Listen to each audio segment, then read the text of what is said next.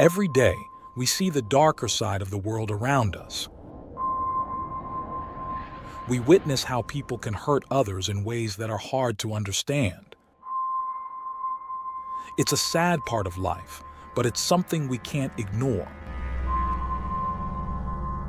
As someone who dives into the world of crime, I'm here to share the most shocking stories and try to understand what drives people to do such things. I'm Michael, and today, I've got another unreal true crime story for you.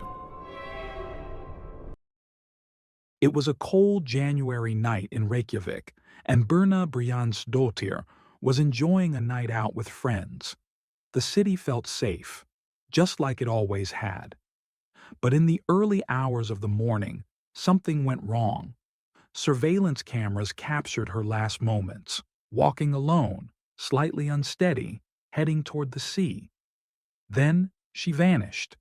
At first, no one panicked. But as hours turned into days, it became clear. This wasn't just a night out gone too far.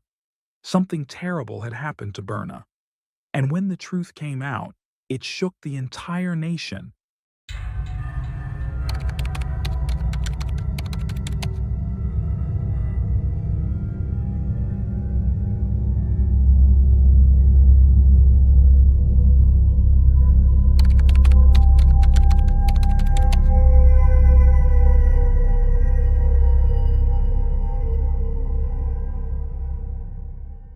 Born in 1996 in Iceland, Birna Brjánsdóttir was the daughter of Silla and her husband Brjáns.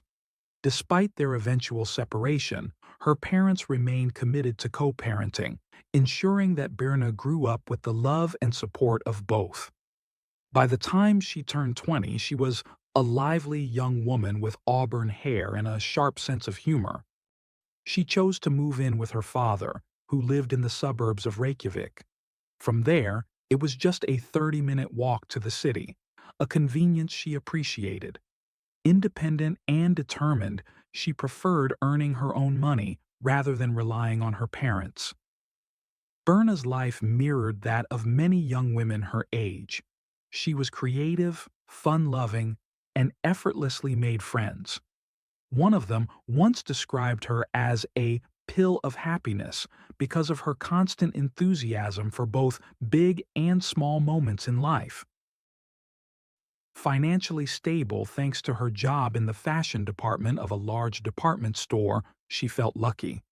However, above all else, Birna cherished the time she spent with loved ones and the simple joys that made her happy. On the night of Friday, January 13th, 2017, Birna and her friends followed their usual routine, heading to a popular downtown club.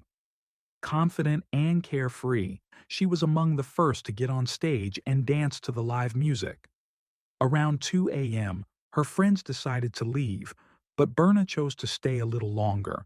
At approximately 5 a.m. on Saturday, January 14th, just before closing time, she finally left the club.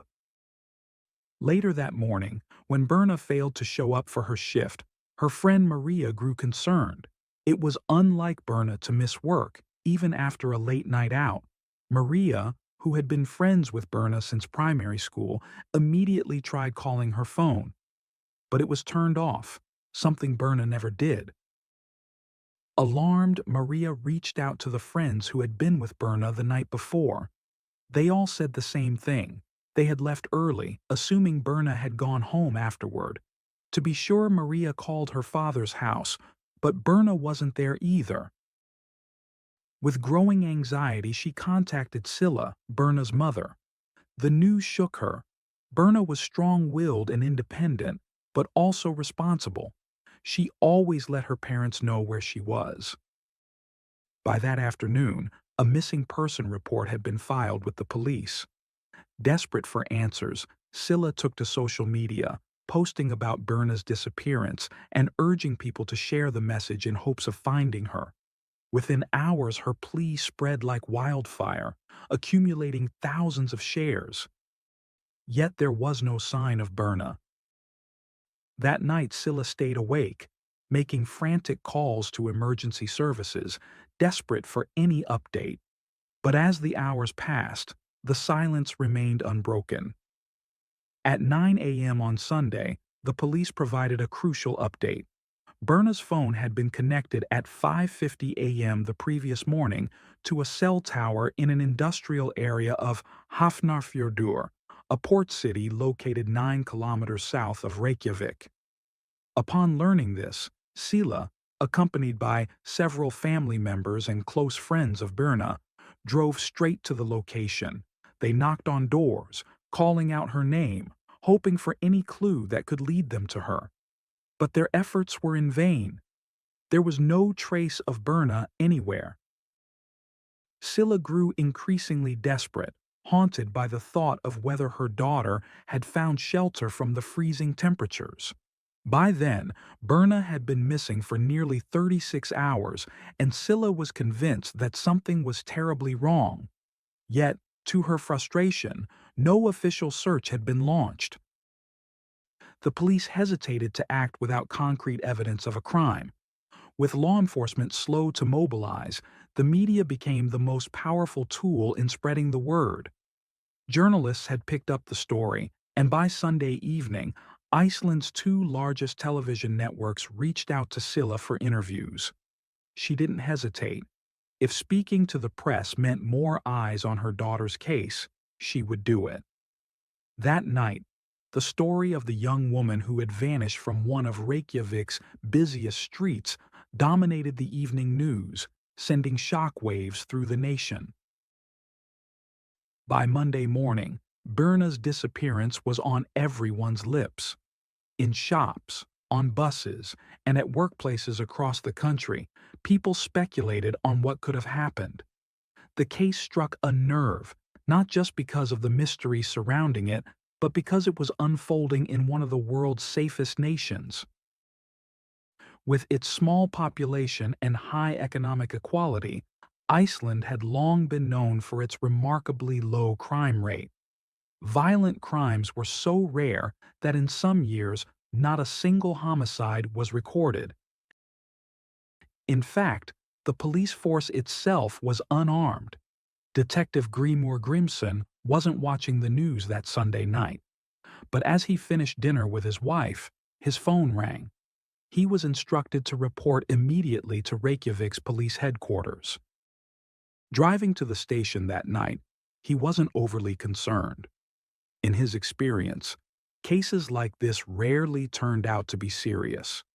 Each month, several disappearances were reported in Iceland. In the countryside, it was often hunters or hikers who lost their way in the vast, uninhabited landscapes. In urban areas, most missing persons cases involved runaway teenagers, individuals struggling with addiction, or those with mental health conditions, including Alzheimer's patients who had wandered off. More often than not, young adults reported missing in Reykjavik were found within a day or two, usually embarrassed after failing to inform their families that they had crashed at a friend's house for the night. It was, after all, something Berna had done before. Officers had collected a sample of Berna's clothing from her father's house to aid the search dogs. They had also begun reviewing security footage, though Reykjavik's surveillance network was far sparser than in other European capitals. Low crime rates and public opposition to mass surveillance meant that CCTV cameras were scarce. Still, detectives had managed to reconstruct Berna's movements after she left the club early Saturday morning, though the footage they recovered was grainy. In the video, she appeared slightly intoxicated and hungry, stopping at a late-night food stand to buy a falafel pita. Dressed in black boots, dark jeans, a gray sweater, and a black hooded sweatshirt, she walked slowly along the well-lit commercial street. The area was lined with brightly lit storefronts and street lamps every 10 meters, ensuring that, even in the dead of night, the city center remained illuminated. And yet, somewhere between that moment and 5:50 a.m., she vanished. In most places, a young woman walking the streets in the early hours might raise concerns. But in Iceland, It was nothing unusual. People of all ages, men and women alike, moved freely at any time of day or night, secure in the knowledge that violent crime was almost non-existent. Despite the biting wind and the cold temperatures, Berna seemed unfazed. She had had a few too many drinks, and at one point she dropped some coins, bending down to retrieve them before continuing her slow but steady walk. Surveillance footage captured her from multiple angles as she made her way through the city.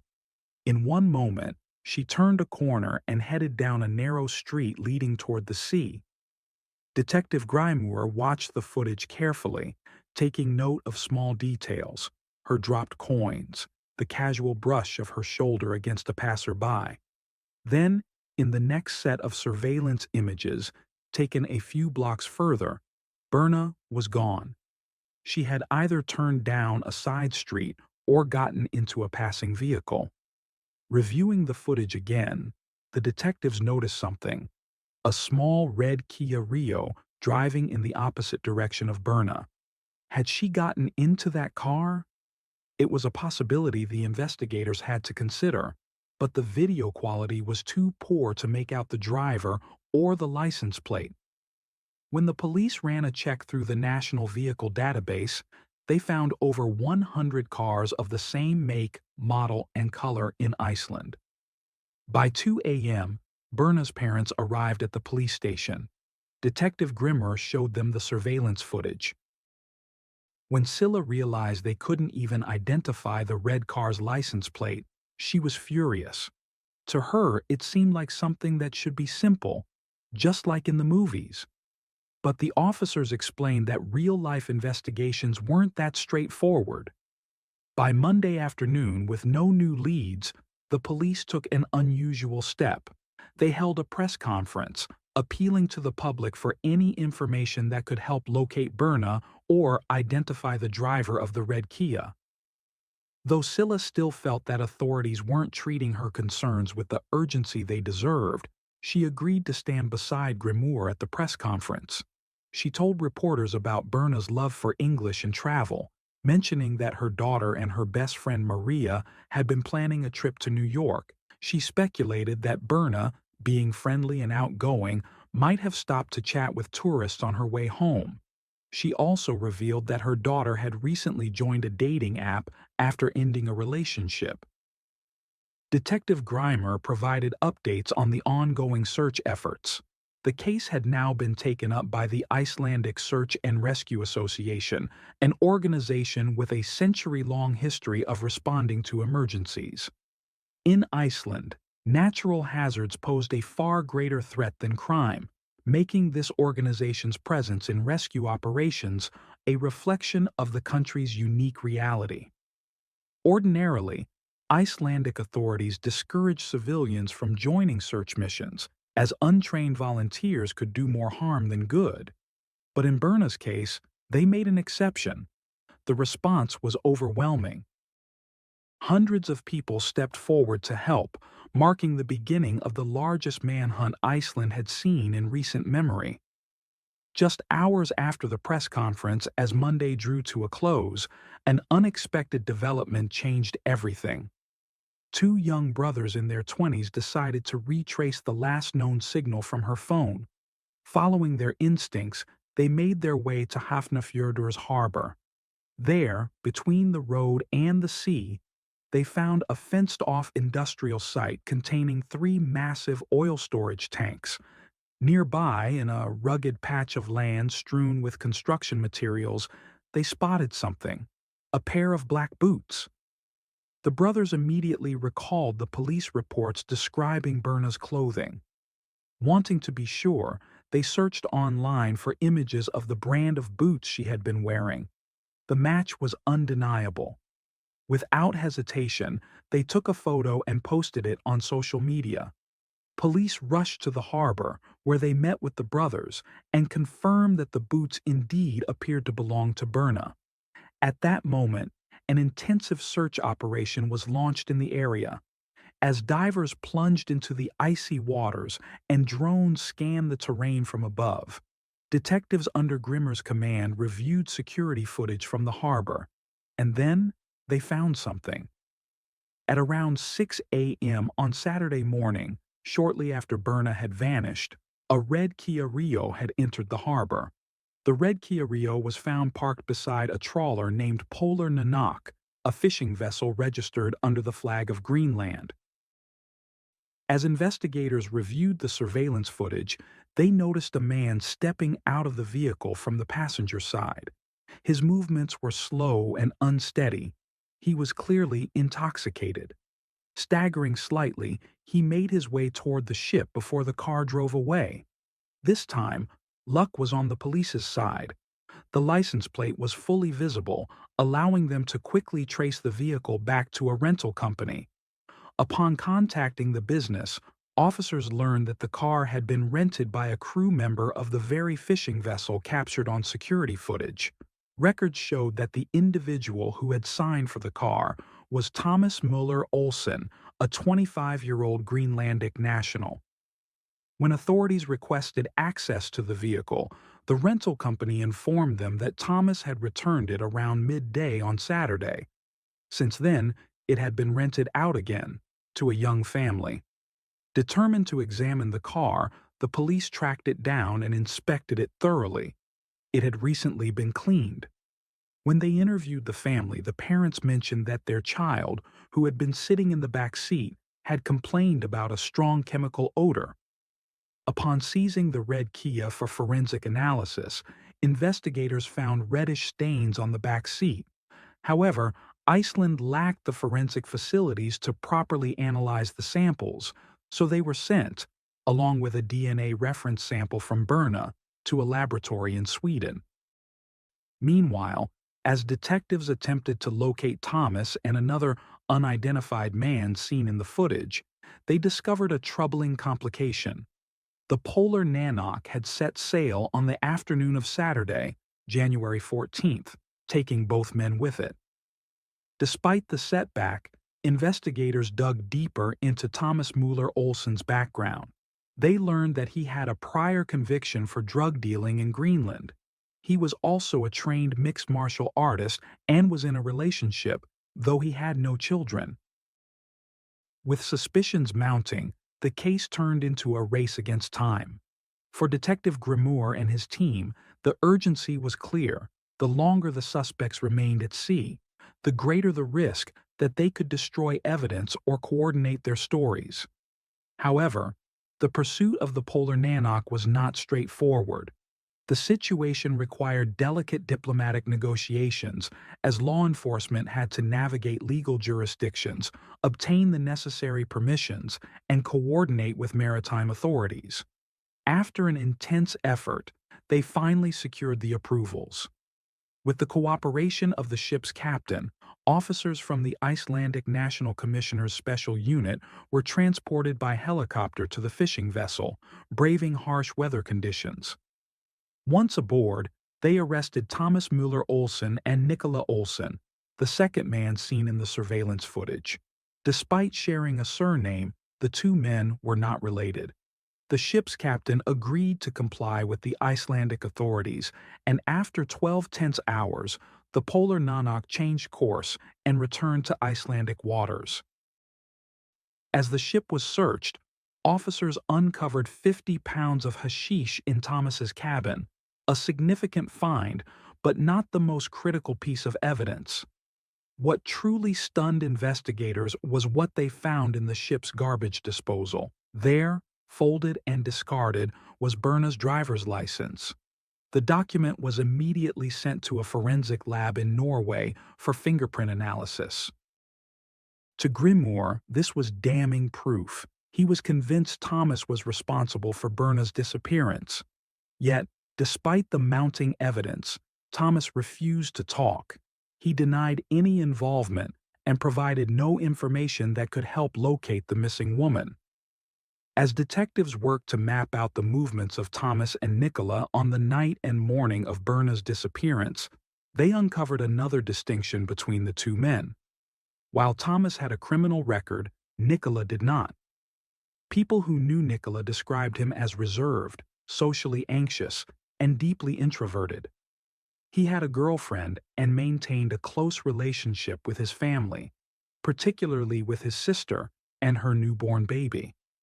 Like Thomas, he proclaimed his innocence, insisting that he had been too intoxicated that night to recall much of anything. And then, just as the tension reached its peak, the worst news arrived. On January 22nd, Berna's body was found. The sea had carried her lifeless form to the rocky coast near a lighthouse on the Reykjanes Peninsula, more than 30 miles from where she had disappeared. She was found naked, and when the autopsy was completed, it confirmed that she had drowned in the frigid waters. But that wasn't all. Her body bore additional injuries, bruises on her face and clear marks on her neck, indicating that she had been strangled with force before ending up in the ocean. However, forensic examination found no evidence of sexual assault.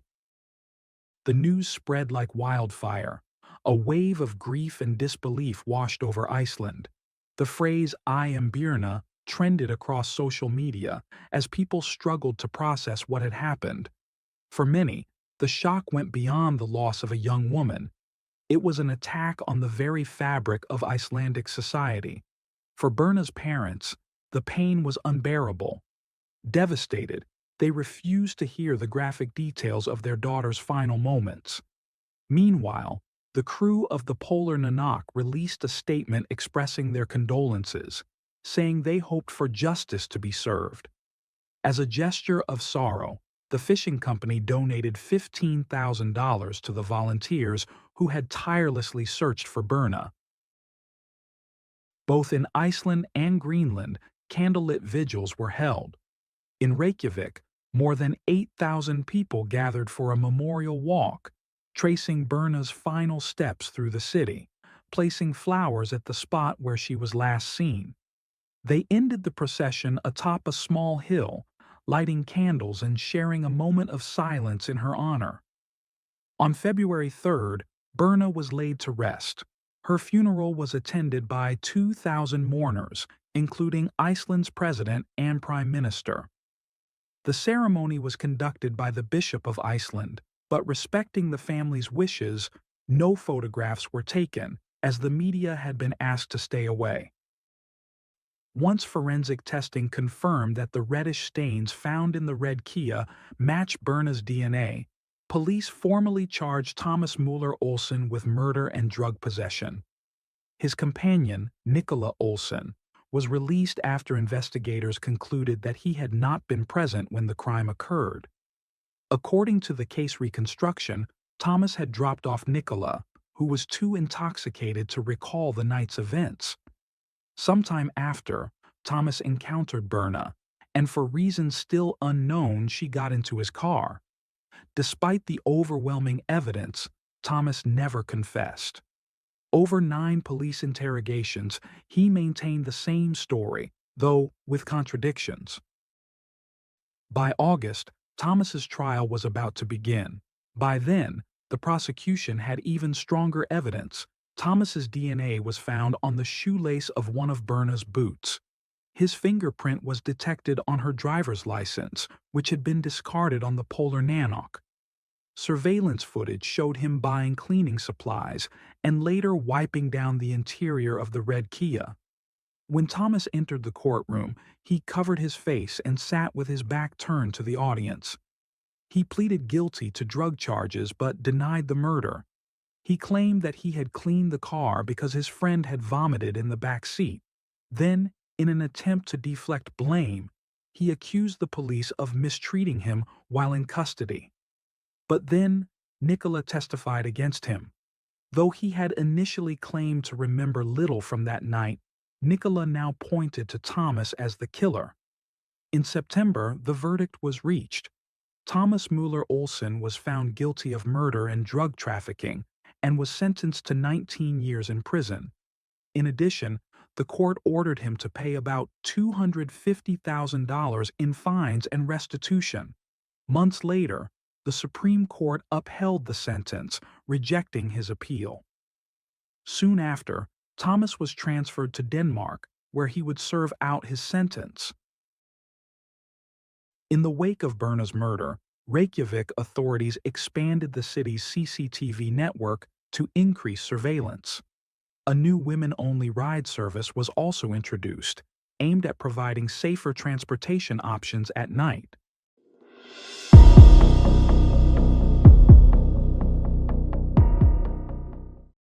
Thanks for tuning in to Unreal True Crime. If you're intrigued by mysteries from around the world, check out our new channel, Latin Crimes, where we dive into the gripping true crime stories of Latin America. Don't miss out. Subscribe now for more thrilling investigations. One quiet night in October 2023, a 13-year-old boy made a shocking 911 call that left the Hialeah, Florida, community stunned. His voice was shaky and full of fear as he admitted to something terrible that had just happened in his home, a crime that no one could have expected.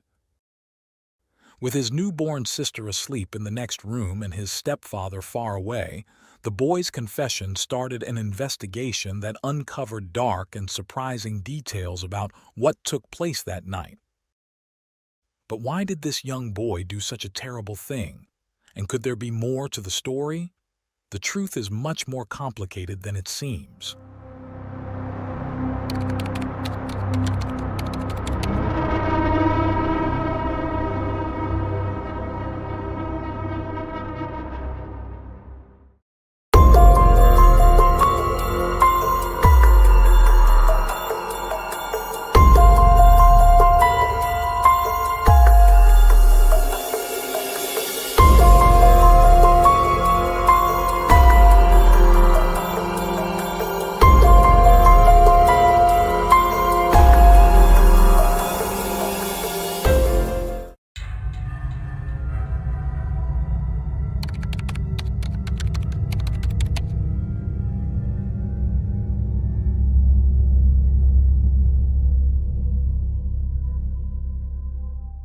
Irina Garcia, born around 1984, was of Cuban descent and moved to Miami, Florida, with her mother. While not much is known about her early life, she later married Jose Rosa, a man serving in the military, and they welcomed their first child, Derek Rosa, on August 26, 2010. Although Irina and Jose eventually divorced, they maintained a friendly co-parenting relationship. Derek spent weekdays with his mother and stayed with his father every other weekend. He also had a strong bond with his maternal grandmother. Derek grew up as a respectful and well-behaved child, known for his academic achievements and strong character. He was a student at Mater Academy, excelling in his studies, and had dreams of becoming an engineer in the U.S. military. As time passed, Irina found love again with Frank Ramos, a fellow Cuban who worked as a long-distance truck driver. The couple moved into an apartment in Hialeah, Florida. In 2023, Irina became pregnant with her second child. A few days before giving birth, the family captured their joy in a photo shoot, celebrating the upcoming arrival of their daughter, Ashley, born in late September of that year. By all accounts, Irina was a warm and kind person, creating a harmonious and loving home. However, on October 12, 2023, just days after Derek's 13th birthday, their lives were shattered. That day, Derek made a shocking 911 call confessing that he had killed his mother with a knife. His voice was filled with fear and hesitation during the 17-minute call as he tried to explain to the dispatcher what had happened. He revealed that he was home alone with his mother and his 14-day-old sister who was asleep in her crib. Frank, his stepfather, was away on a trip, testing a truck outside the city. During the call, Derek mentioned that his stepfather had 2 firearms, one of which was in the apartment. After committing the crime, Derek had briefly considered using one of the guns to harm himself, but ultimately decided against it. He also revealed that he had spoken to a friend about the incident, a detail that left authorities stunned and raised more questions. When asked by the dispatcher why he had attacked his mother, Derek provided an answer that was not publicly disclosed. Throughout the call, the dispatcher worked to keep him calm and occupied, while officers traced his location and rushed to the scene. As police approached the home, the tension increased, and the dispatcher urged Derek to keep his hands empty and move away from any weapons. When officers arrived, Derek peacefully surrendered and was taken into custody while neighbors recorded the scene. Inside the home, police found a gruesome sight: Irina's body, lying on the bed covered in blood. Beside her, the newborn baby slept peacefully, unharmed. The infant was later placed in the care of her maternal grandmother. That same night, Derek was interrogated by the Hialeah police. Despite the gravity of his actions, he remained calm and composed during the questioning. He confessed that after going to bed around 10 p.m., he had woken up just after 11:30 p.m., gone to the kitchen, grabbed a knife, and entered his mother's room. While Irina slept next to her baby, Derek attacked her. What type of knife was it? Do you know? It's just a big kitchen knife. That big? Yeah. What did you do with the guns? I grabbed the gun. Okay. I pulled back to slide, but I didn't want to shoot myself. Okay.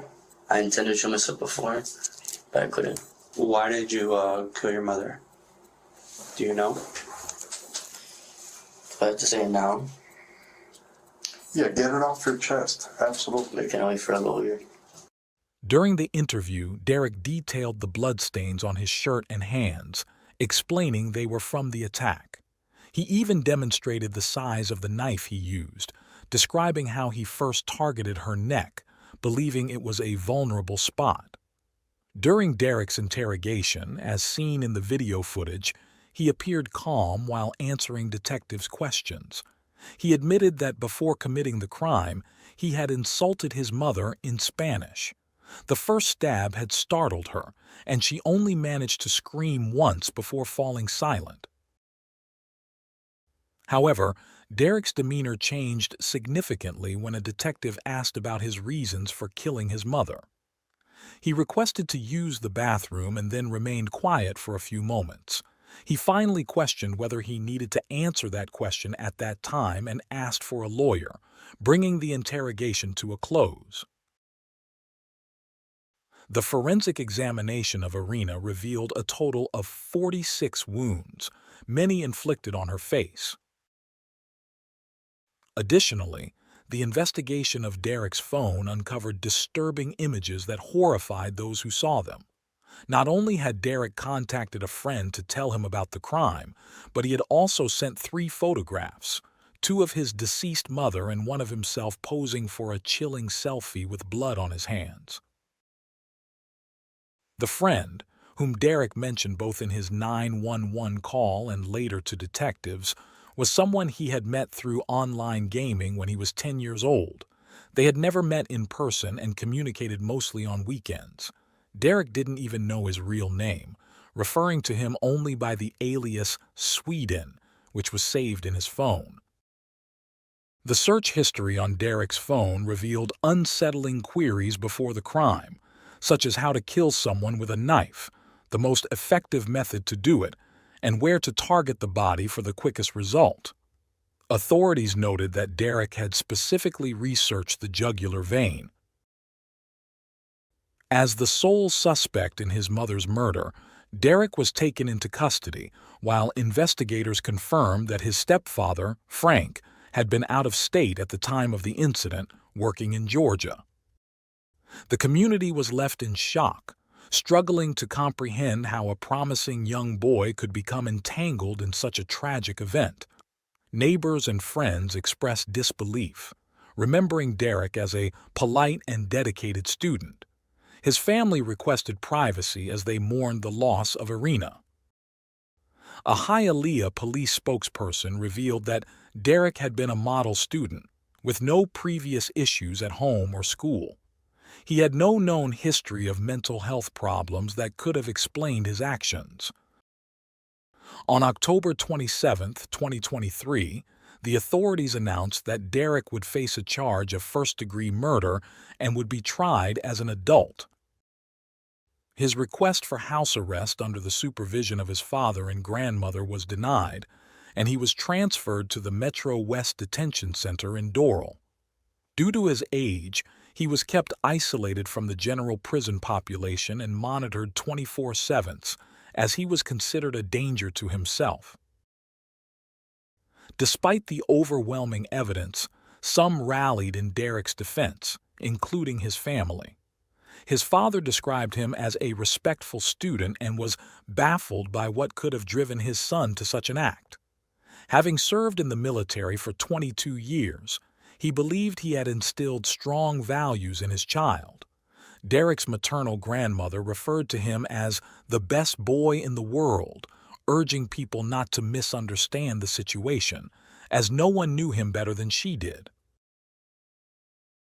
A campaign titled Save Derek Rosa was launched online, garnering over 23,000 signatures in support of the teenager.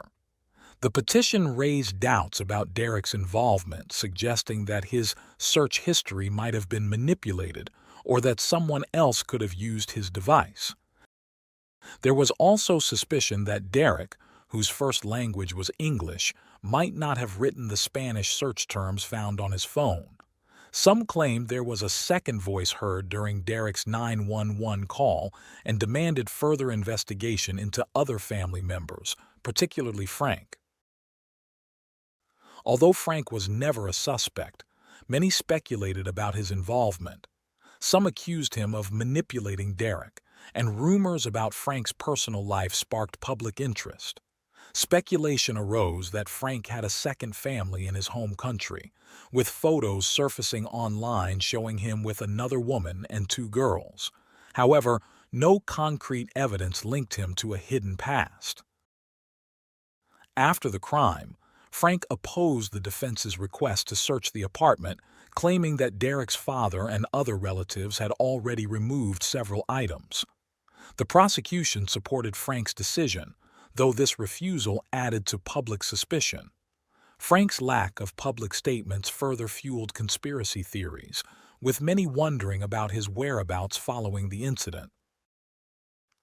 On December 14th, the trial began. Derek's grandmother, father, and other relatives attended, and several testimonies were given in defense of the teenager. The defense lawyers argued for Derek's transfer to a juvenile detention center, stating that his rights were being violated by keeping him in an adult facility, given that he was a minor.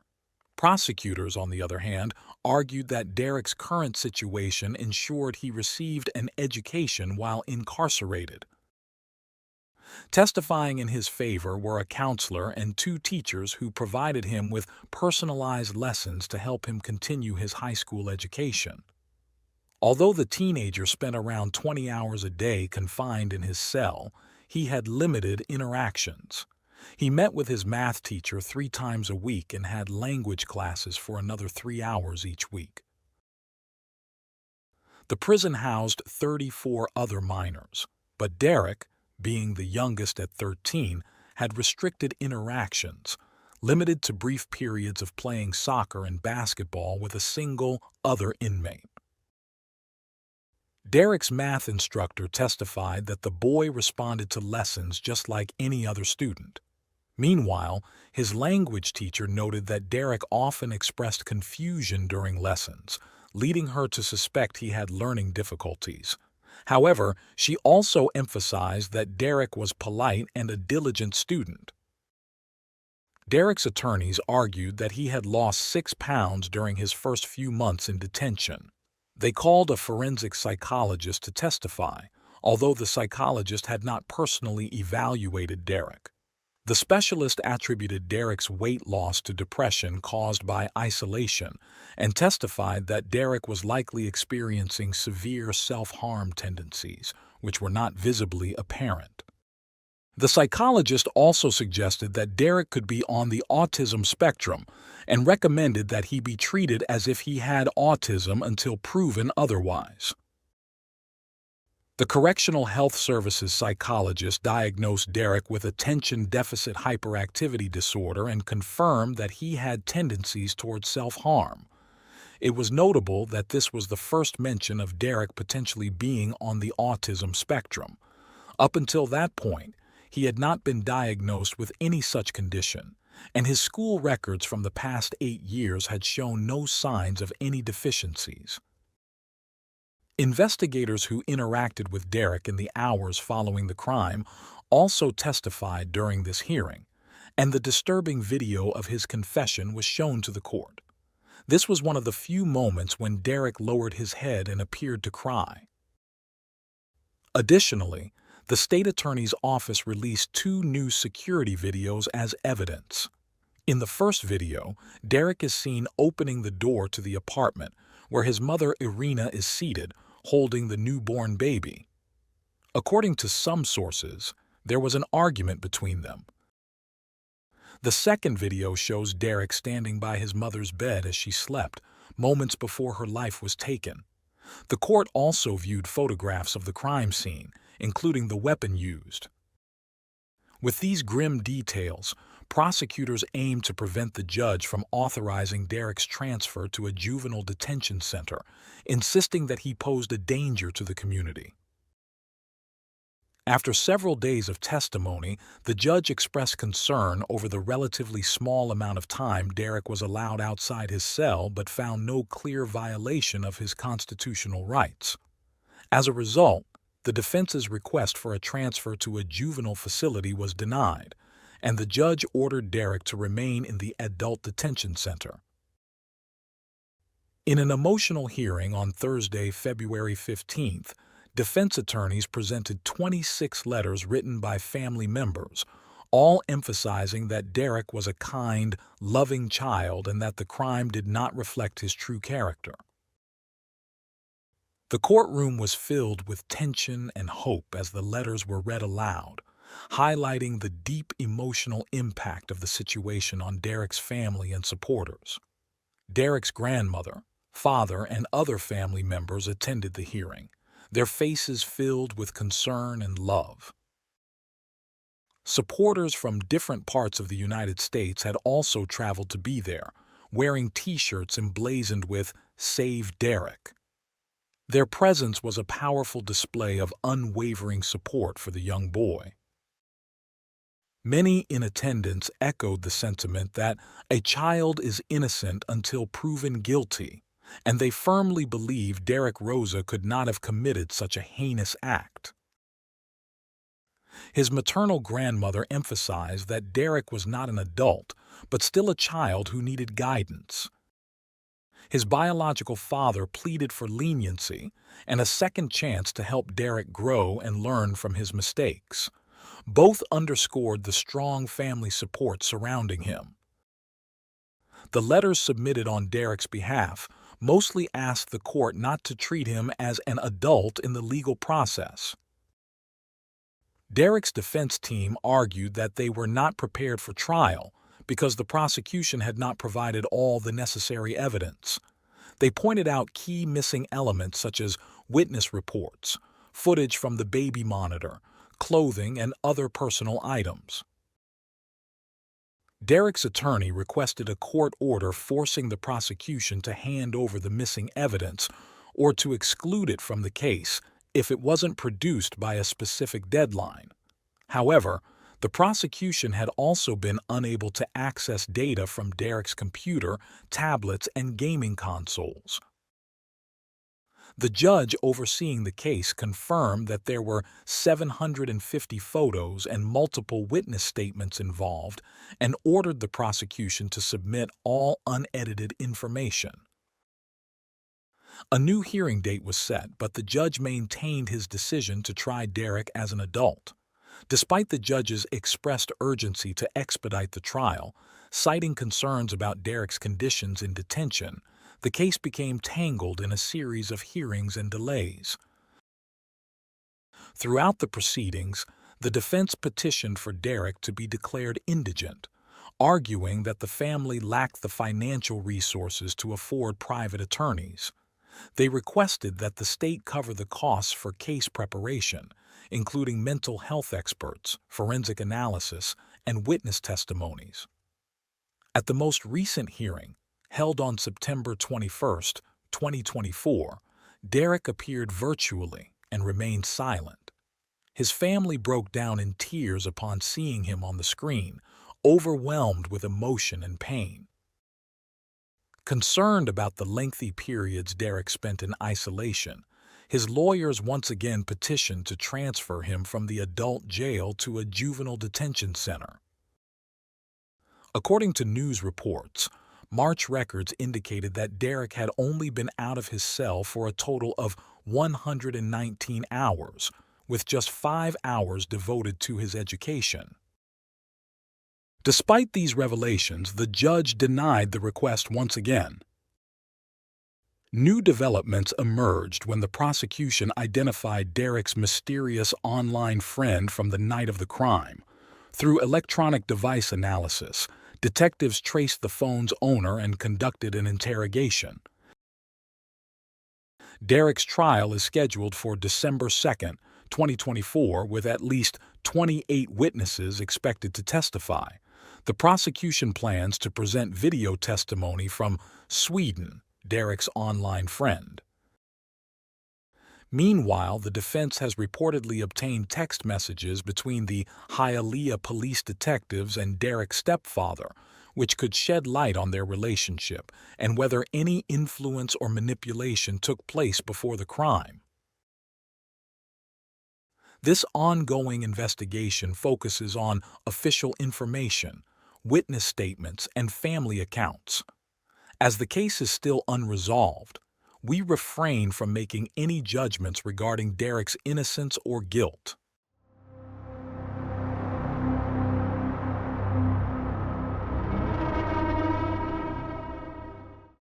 Thanks for tuning in to Unreal True Crime. If you're intrigued by mysteries from around the world, check out our new channel, Latin Crimes, where we dive into the gripping true crime stories of Latin America. Don't miss out. Subscribe now for more thrilling investigations. On a calm April morning in 2013, Fiona Anderson was spotted walking through the streets of Lowestoft, holding her youngest son's favorite teddy bear. People passing by didn't think much of it. They just saw a mother quietly singing a lullaby. But what no one knew was that Fiona had made some heartbreaking choices that would soon change everything.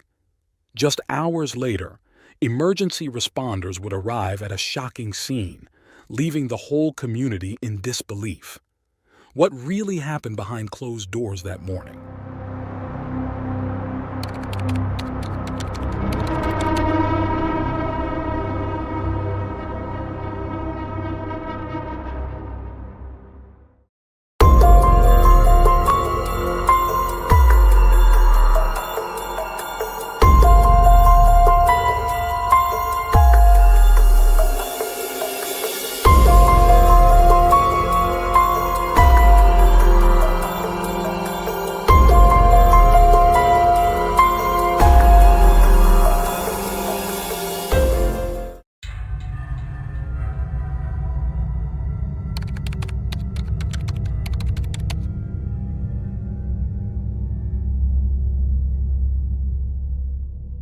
Fiona Anderson, born in 1990 in the United Kingdom, was one of 3 daughters to Carrie and Michael Anderson.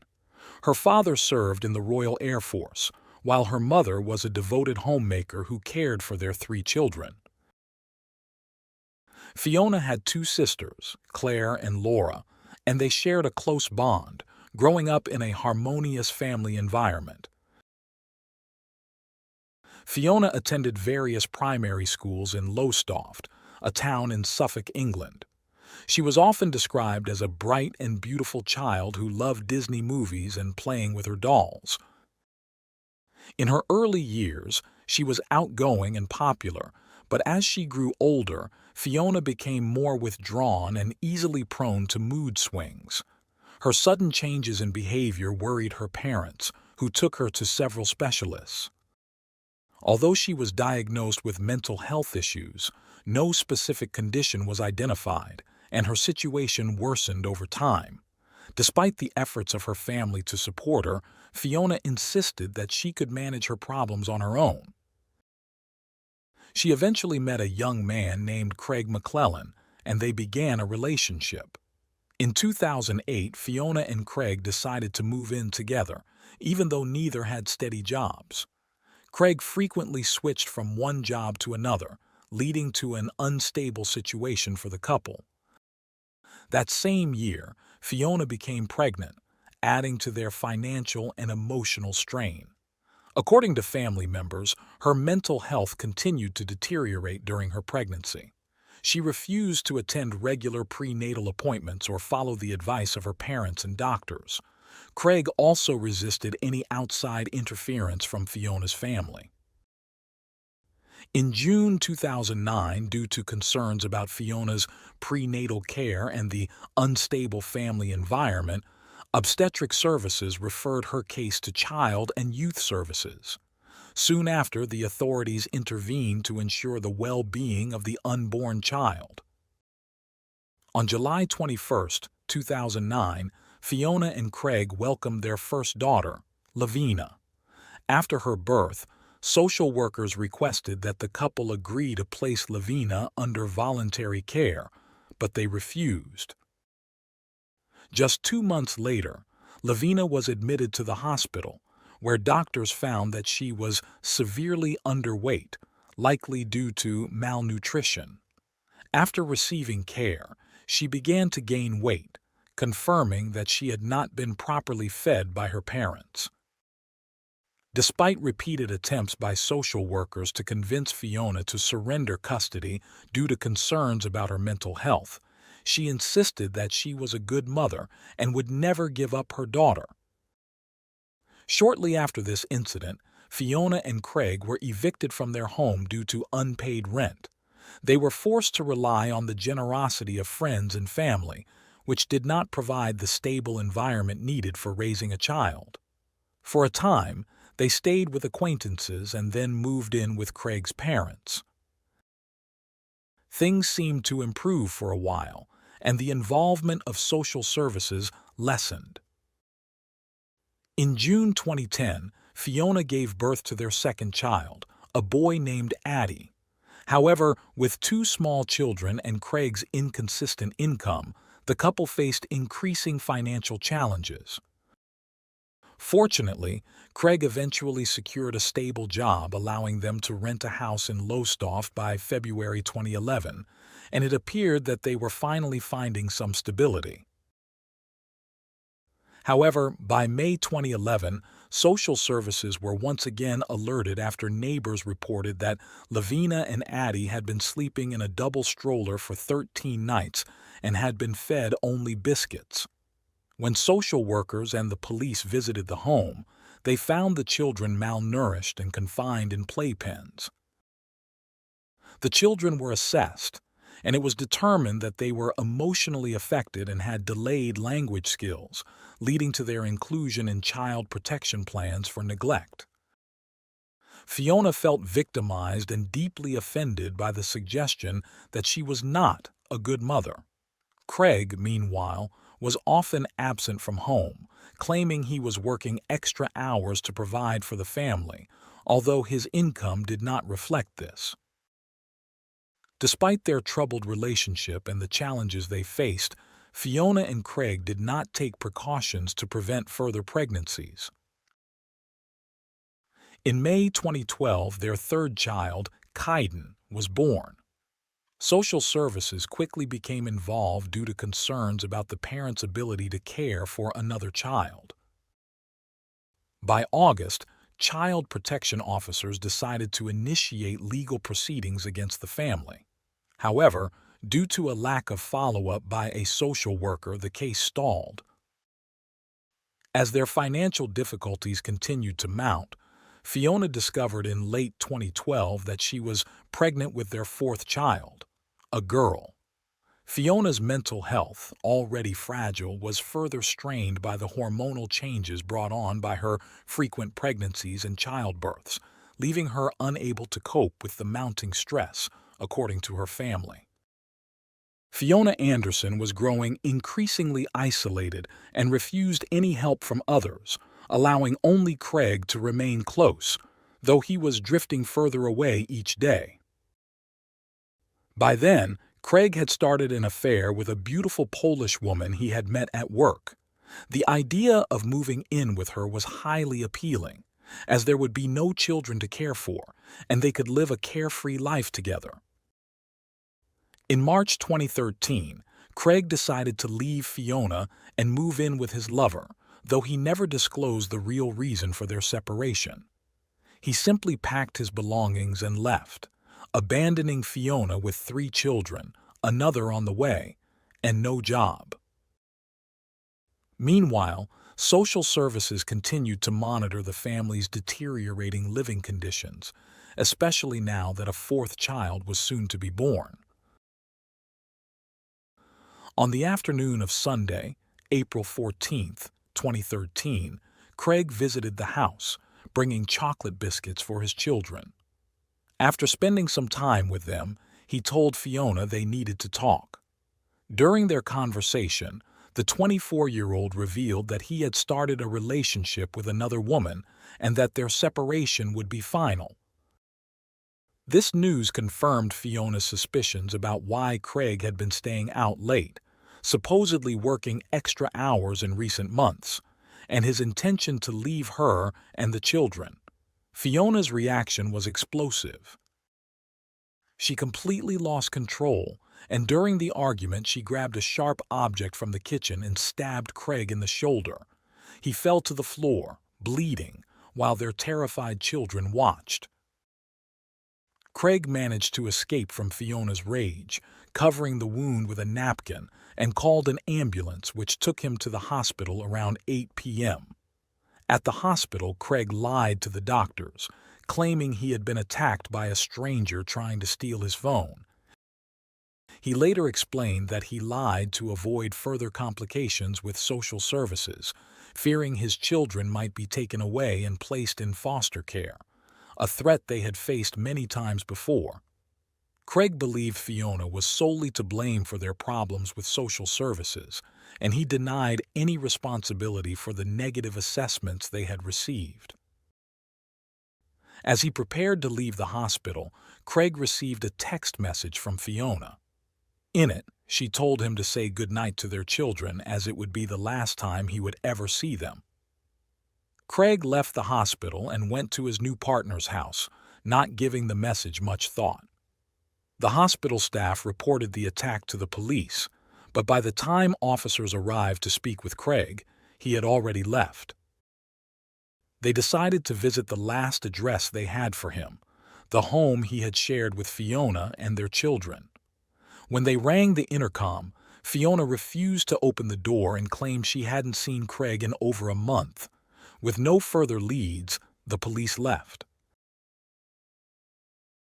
At around 8:30 a.m. on April 15, 2013, the police and emergency teams rushed to a parking lot after receiving a call from someone who had found a woman's body in a residential area. Paramedics tried to resuscitate her, but unfortunately, she was pronounced dead at the scene. The investigators noticed 4 names written on her body, and judging by her heavily pregnant appearance, it was clear she was in the advanced stages of pregnancy. After examining the scene, it was apparent that the woman had fallen from a high building, resulting in her immediate death along with that of her unborn baby. Forensic analysis would be needed to confirm the cause of death. An investigation was quickly launched to identify the deceased woman, and surveillance footage from the area showed a woman wearing the same clothes as the victim. This footage helped the police identify her as 23-year-old Fiona Anderson. With Fiona's identity confirmed, The police learned that she was known to Child Protective Services and had 3 children. Police rushed to Fiona's home, and when no one answered the door, they forced their way inside.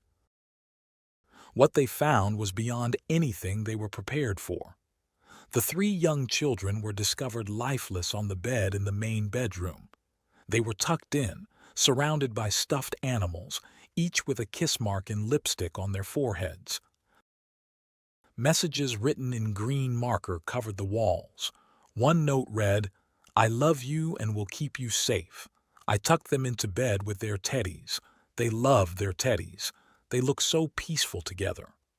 Each child had a message written on their torso, "I love you," along with their name in green ink and a small heart on their abdomen.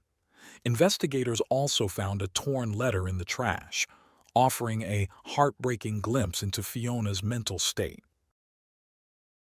In the letter, she wrote about her inability to cope with Craig's abandonment and expressed her intent to take her own life while also taking her children with her.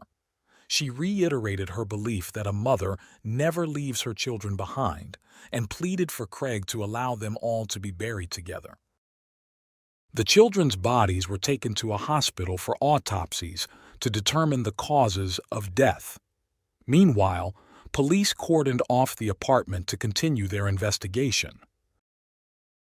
The tragic news spread quickly, and neighbors and friends gathered outside the building, leaving flowers, teddy bears, and other tributes in a makeshift memorial at the entrance. Craig, accompanied by his mother, also visited the site, where they were met by a crowd of media reporters. In an interview, Craig admitted that he had a gut feeling it was Fiona when he heard the news about a woman who had taken her own life. He expressed his devastation, saying he had just lost his entire family. During an interview with investigators, Craig confessed that Fiona had attacked him the previous night when he told her he was leaving for another woman. For the police, Craig's departure appeared to be the final trigger that led Fiona to end her life and the lives of her children. A young woman who knew the couple described Fiona as a charming person who didn't seem like the type of mother who would harm her children. As detectives continued their investigation, they discovered that, just hours before the tragedy, Fiona had posted desperate messages on social media, revealing that Craig had left her for someone else.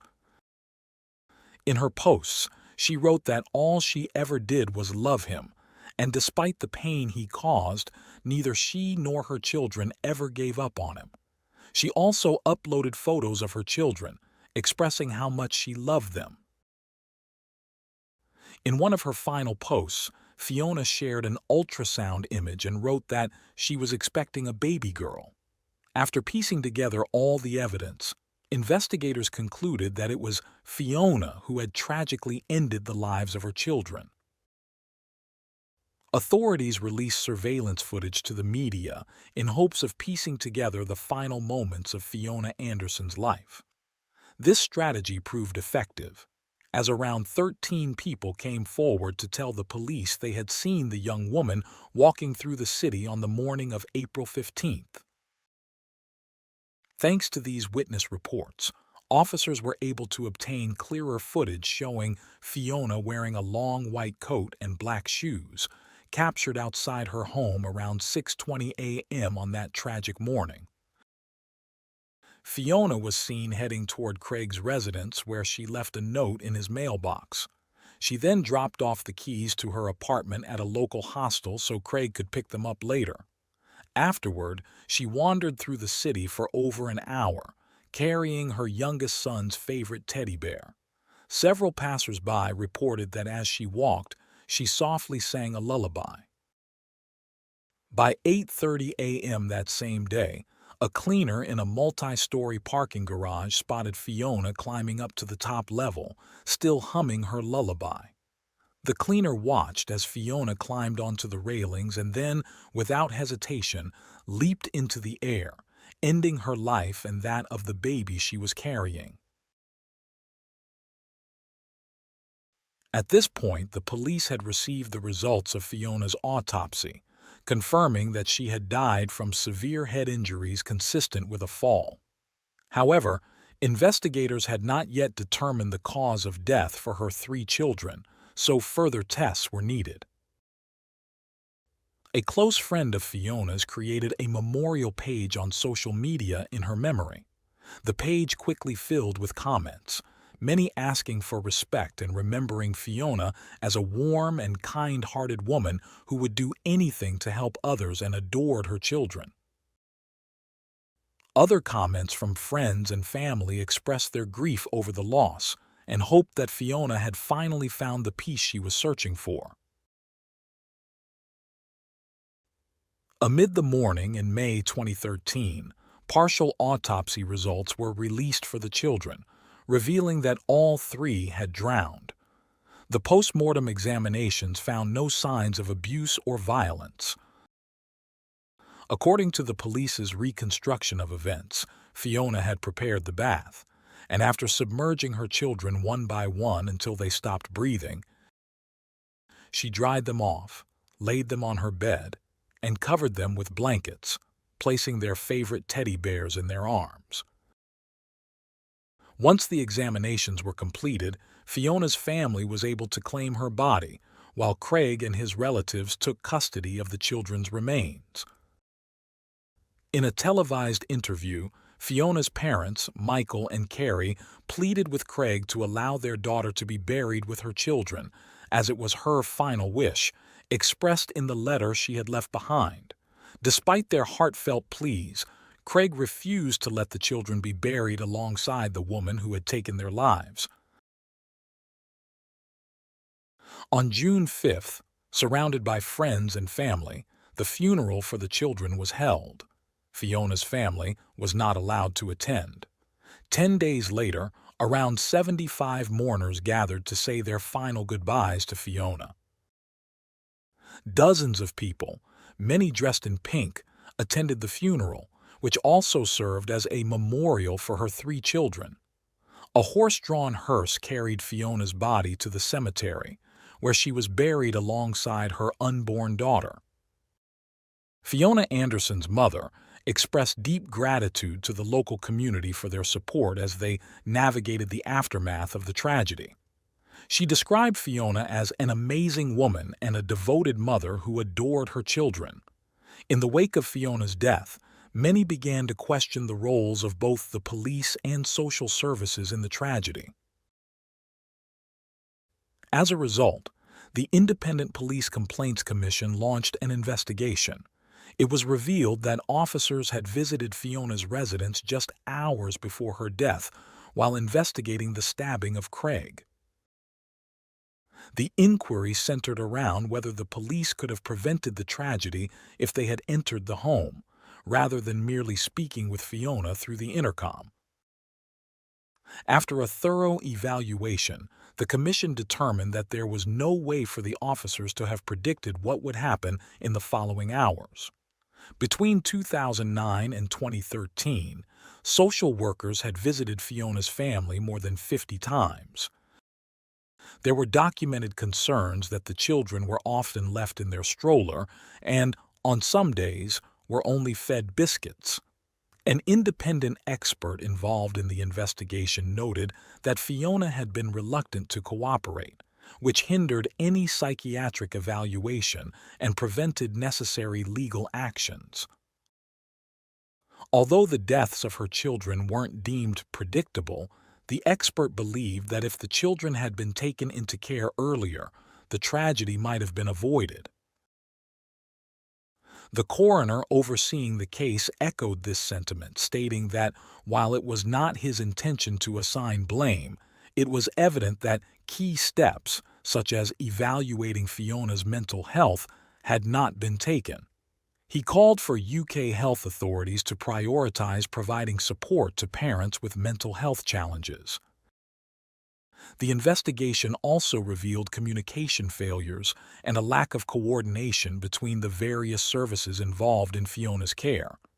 It emerged that the assigned social worker was an unqualified trainee who had not handled the case appropriately due to inexperience and a lack of understanding of the severity of Fiona's situation. This worker should have been supported by a more experienced mentor who could have guided them in dealing with such a complex case. The head of social services in Suffolk defended the lack of intervention, acknowledging that some families are harder to engage than others. However, he also emphasized that it is the duty of social workers to protect children and provide the right support to families. As a result, several recommendations were made to improve the system's ability to support families in crisis. These included better training for social workers, improved communication between services, and a more proactive approach to identifying and assisting those at risk. Fiona Anderson's case shocked the community and underscored the need for meaningful support and monitoring for families facing similar crises. Mental health analysts confirmed that Fiona deeply loved her children but had a distorted perception of reality due to her mental health struggles.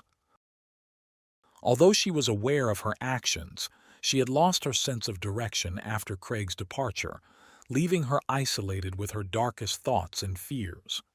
Fiona felt lost, and the only solution she saw to free her children from future pain was to take them with her to a better place where they could all be happy together, free from the stress of bills and financial worries. Despite knowing about Fiona's struggles and the challenges she faced with their children, Craig abandoned them all for a new life with his lover. He ignored the warning signs, including the final message Fiona sent him, which hinted at her intention to take drastic action. Many people sympathized with Craig, sharing his grief as a father who had lost 4 children. However, others criticized his behavior, considering him partly responsible for the tragedy. They believed Craig should have recognized Fiona's deteriorating mental health, especially after their first child, and taken steps to help her. Instead, by leaving her pregnant with their 4th child, he had abandoned her when she needed support the most. In this tragic story, the only innocent victims were the 4 children. They suffered from their mother's mental health problems, their father's abandonment, and the lack of protection from the official agencies that were supposed to safeguard their well-being.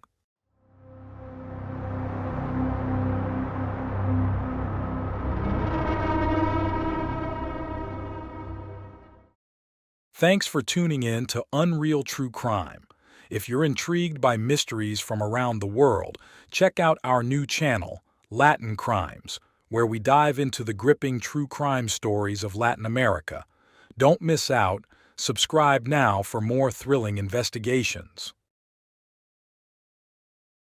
It was a seemingly ordinary morning in March when Jason Wesch dropped off his 3-year-old daughter, Hannah, at her nanny's house, just like he had done many times before. Hannah, full of innocence, gave her father a kiss goodbye and walked into the home of Lindsay, a woman Jason trusted with his child's care. But within hours, everything changed. Jason received a frantic call from Lindsay. Hannah had collapsed. Paramedics rushed the little girl to the hospital in critical condition, but the explanations didn't add up. How could a seemingly minor fall lead to such a dire situation? As the hours passed, doctors made a chilling discovery about Hannah's injuries, raising more questions than answers.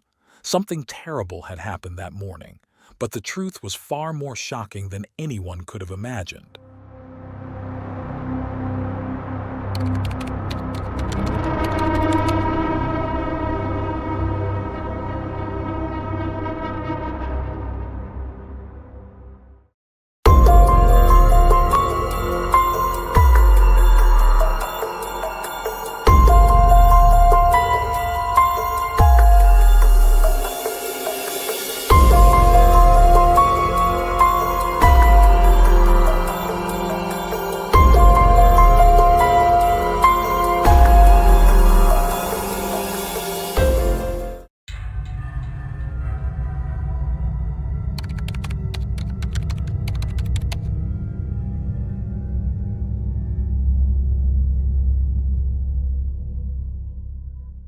Hannah Wesch was born on January 11, 2015, in the city of Cincinnati, Ohio. From the moment she came into the world, she faced many challenges. Hannah was the daughter of Jason Wesha and Adrienne Latham, a woman struggling with heroin addiction who was involved in drug dealing. Despite her substance abuse, Adrienne sought medical help for her unborn child's well-being once she discovered she was pregnant. She underwent methadone treatment, which ultimately saved Hannah's life, though the baby was born with the same addiction her mother battled. Shortly after Hannah's birth, Adrienne was incarcerated due to her ongoing struggles with drugs. Hannah was left in the care of her father, Jason, who already had 2 daughters from a previous relationship. When Hannah was just 4 months old, Jason lost his job. With few options, he moved in with his brother, who was also facing tough times. Hannah was able to stay inside the house, but Jason had to sleep in his car because there wasn't enough room for him. This difficult situation lasted nearly 2 years until Jason found stable work in construction in Hamilton, Ohio.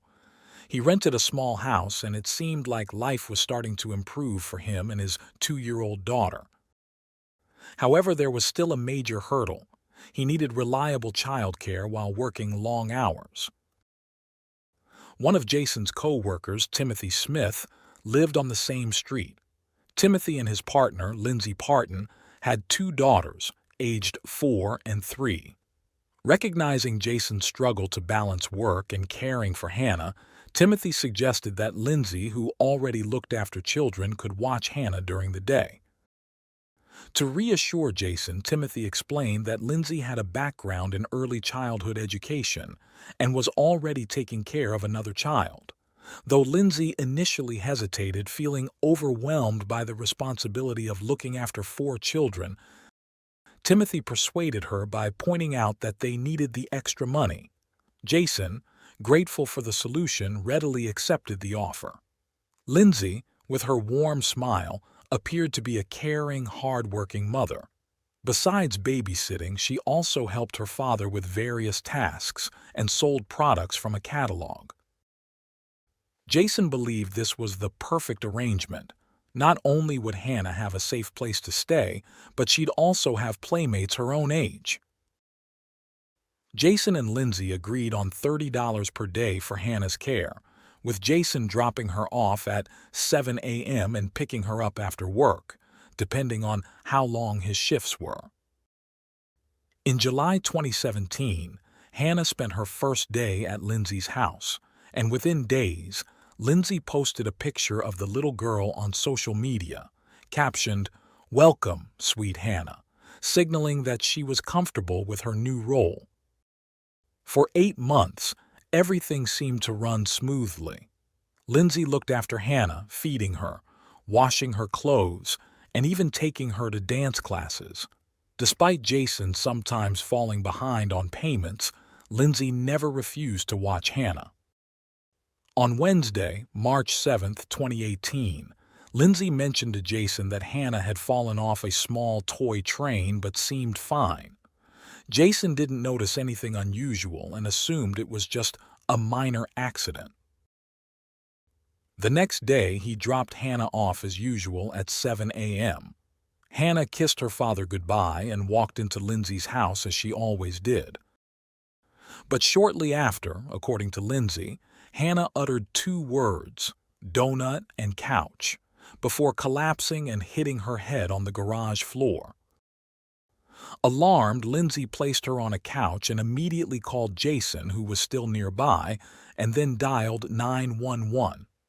At just past 7 a.m., a young emergency operator answered the call. Lindsay, identifying herself, explained that a 3-year-old girl had collapsed. Okay. Is she still unconscious, correct? Yes. Okay. No, she's not unconscious. Her eyes are open and she's like just gasping for air. What's the matter? Fucking shock or something. I don't know what could be wrong with her. I don't know. She was fine. Who just walked in the house? She got up, brushed her teeth. I don't understand. Lindsay, it's okay. They're on the way. The call lasted 13 minutes, during which Lindsay could be heard urging Hannah to wake up and explaining that the child had fallen the previous day but seemed fine at the time. Jason arrived during the call, his voice also recorded in the frantic moments before paramedics arrived and rushed Hannah to Cincinnati Children's Hospital in critical condition. Police were quick to respond to the scene. For many of the investigators, the timeline was troubling. It was hard to believe that Hannah had been walking and talking moments before, only to suddenly collapse in such a dire state. From the start, detectives were convinced that either Lindsay or Jason was responsible for what had happened. As Hannah fought for her life in the hospital, Jason was interviewed by police. Meanwhile, Lindsay was taken to the station, where she waived her right to an attorney and agreed to speak. As the investigation deepened, officers uncovered that Lindsay had been dealing with personal problems during the months she was caring for the 4 young children. Weeks before the tragic incident with Hannah, Lindsay had experienced a miscarriage, leaving her emotionally unstable. Her relationship with Timothy was also in crisis at the time. As the investigation progressed, officers uncovered troubling details that had previously gone unnoticed, raising red flags. It came to light that during the 8 months Lindsay had been caring for Hannah, there were several alleged accidents that she dismissed as minor. One such incident involved Hannah falling onto gravel while playing outside, leaving her with a deep cut on her chin and a black eye. In another case, Hannah was riding a toy with wheels when the wheels inexplicably came off, causing her to fall and hit her head on the ground. On the morning of the incident, Lindsay's story shifted multiple times, and she contradicted herself. After piecing things together, detectives concluded that Hannah hadn't simply lost consciousness at the house. In reality, the child had spilled ketchup in the bathroom, and in a fit of rage, the caretaker had reacted violently. Lindsay eventually confessed that in her frustration, she shook Hannah, hit her on the head, and pushed her. Following an hour-and-a-half-long interrogation, Lindsay was allowed to go home to her children but decided to visit the hospital to check on Hannah, where she was denied entry. Initially, Jason thought his daughter might have suffered from a brain aneurysm as he heard paramedics suggest this possibility. He believed she would recover. However, the doctor who examined Hannah gave a far more grim explanation. He reported that Hannah had suffered a massive head injury, one consistent with being forcefully thrown against concrete from a significant height. The next morning, Lindsay was arrested. The grim news spread quickly, soon reaching Hannah's devastated father, Jason. His grief turned to fury as he struggled to comprehend how Lindsay could have inflicted such injuries on his little girl. Hannah had undergone several surgeries to relieve pressure on her brain, including one that required part of her skull to be removed. Despite the medical team's best efforts and Hannah's own fight for survival, she passed away 10 days after being admitted to the hospital.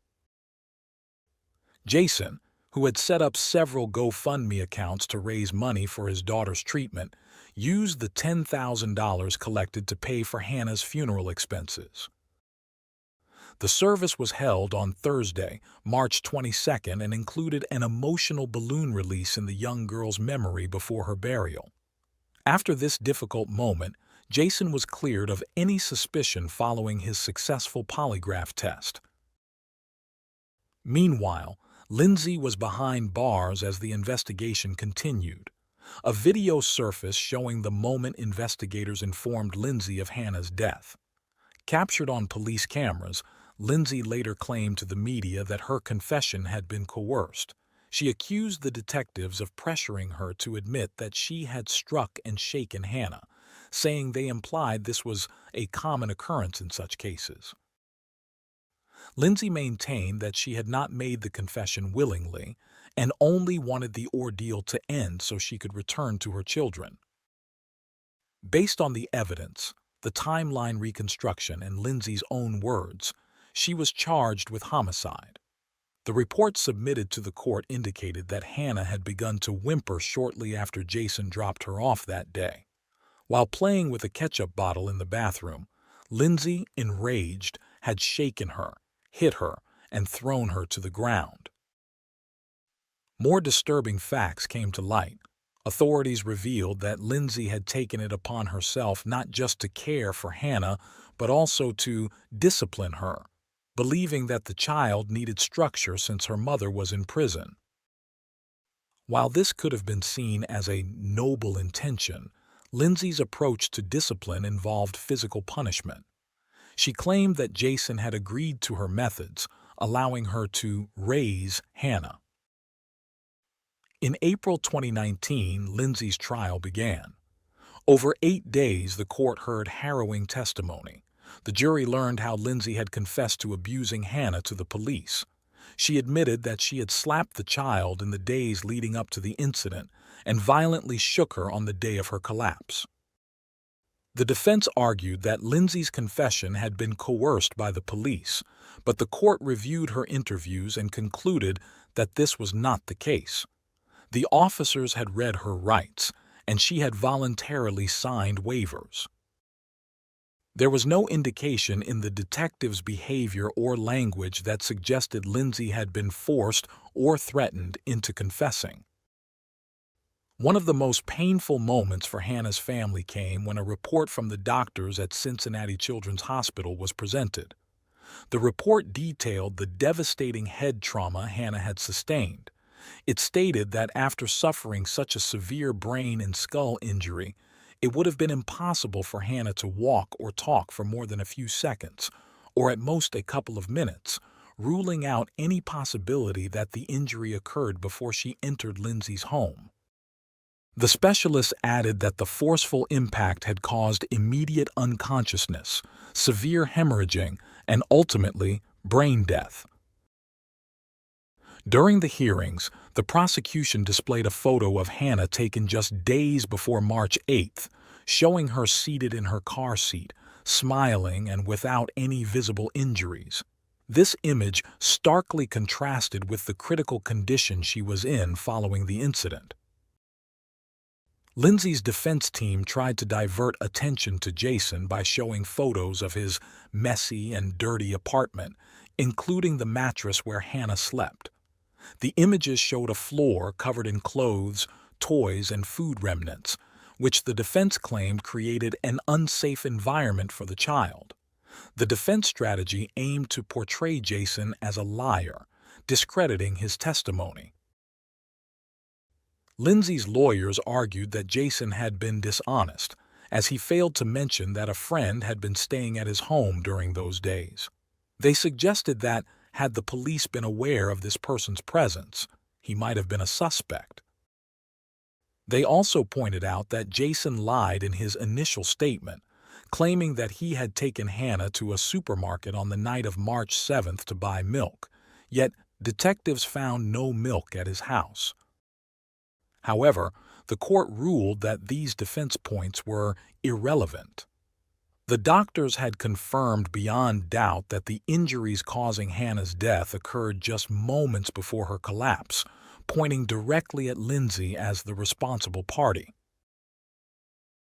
Jason admitted that his claim about the supermarket visit was due to the confusion and emotional distress he felt while his daughter was in critical condition at the hospital. He expressed anger toward Lindsay's defense team for their remarks, stating that the disorder in his home did not mean he had harmed his daughter.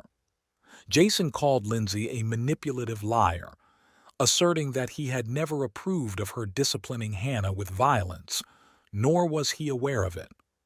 He also regretted that his daughter hadn't told him about the abuse.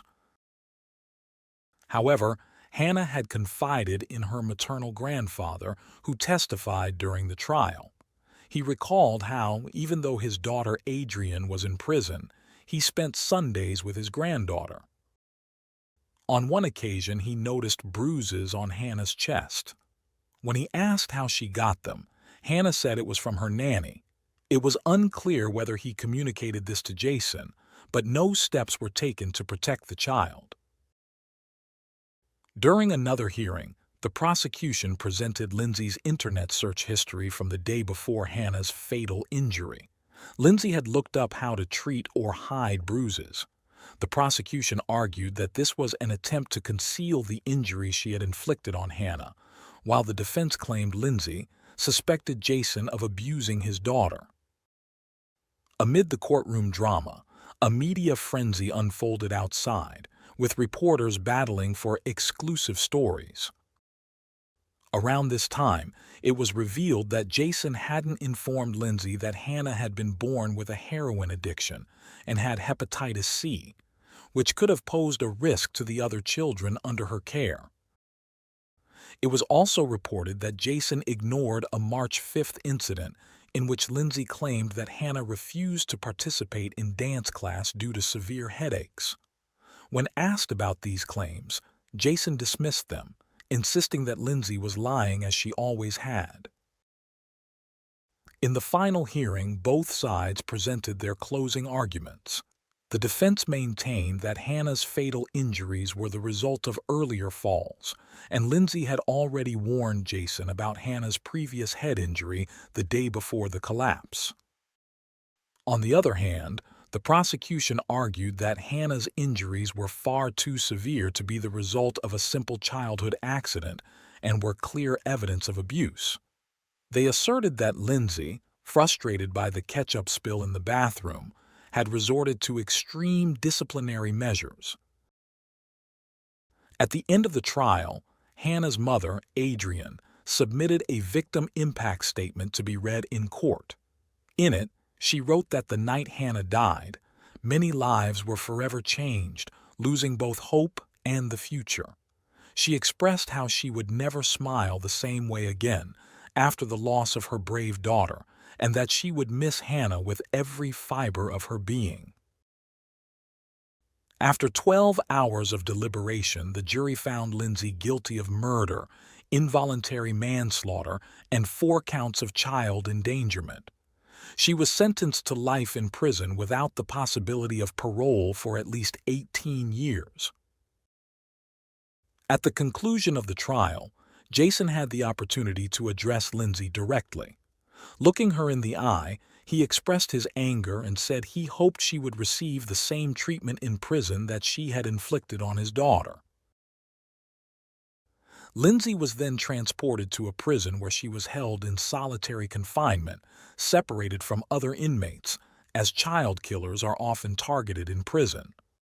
Lindsay's defense team filed an appeal, but in September 2020, her sentence was upheld by the appellate court. They later brought the case to the Ohio Supreme Court, but they were unsuccessful there as well. Her family, left financially drained, had spent $75,000 on her defense. Meanwhile, it was revealed that her former partner, Timothy, had been charged with multiple counts of sexual assault involving minors. He pleaded guilty to a lesser charge and was also sent to prison. Thus, both of the people who had cared for Hannah while Jason worked were now behind bars. Since Hannah's birth, nothing in her life had been secure. In 2022, 3 years after her conviction, Lindsay, now 41, gave a series of interviews from prison.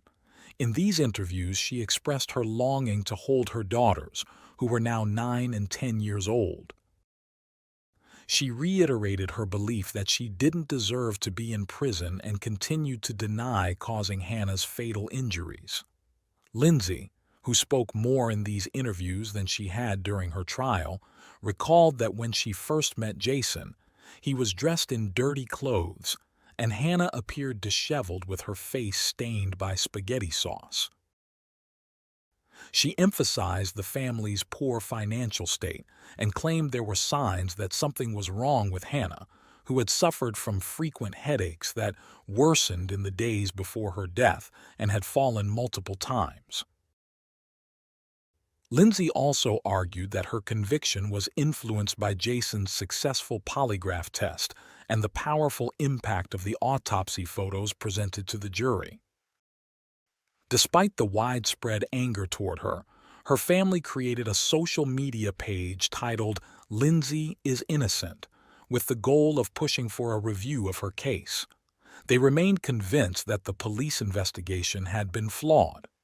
Additionally, they pointed out that the other child Lindsay cared for had no signs of abuse, as confirmed by medical evaluations. In statements after the trial, Hannah's grandfather expressed deep sorrow over the loss of both his granddaughter and his daughter, Adrian, who passed away on May 1, 2023, at the age of 34. As of October 2024, when this investigation concluded, Lindsay remained incarcerated in a maximum security facility where she helped other inmates earn their high school diplomas and assisted them in preparing release reports.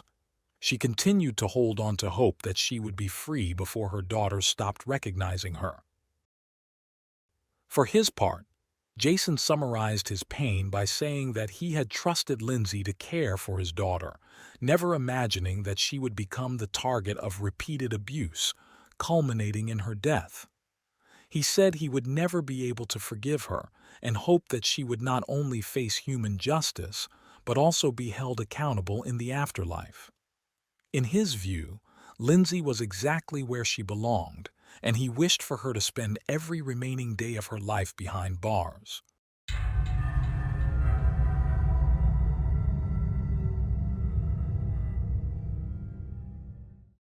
Thanks for tuning in to Unreal True Crime.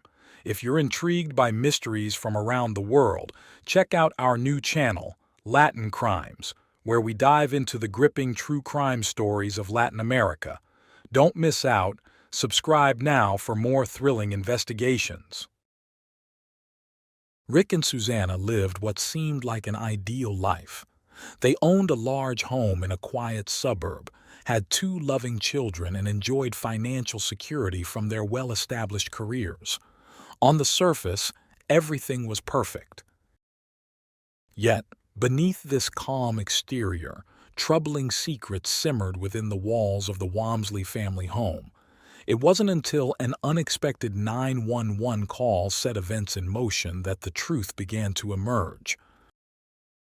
Just before the holiday season in the small town of Mansfield, Texas, local police received a mysterious open-line call. Responding quickly, they arrived to find the home's side door unlocked and 2 garages wide open. What awaited them inside was a horrific discovery. Rick Walmsley, a respected accountant, and his always optimistic wife had tragically lost their lives in their own home. As the investigation unfolded, it became clear that the tragic incident had taken place well before the 911 call had even been made.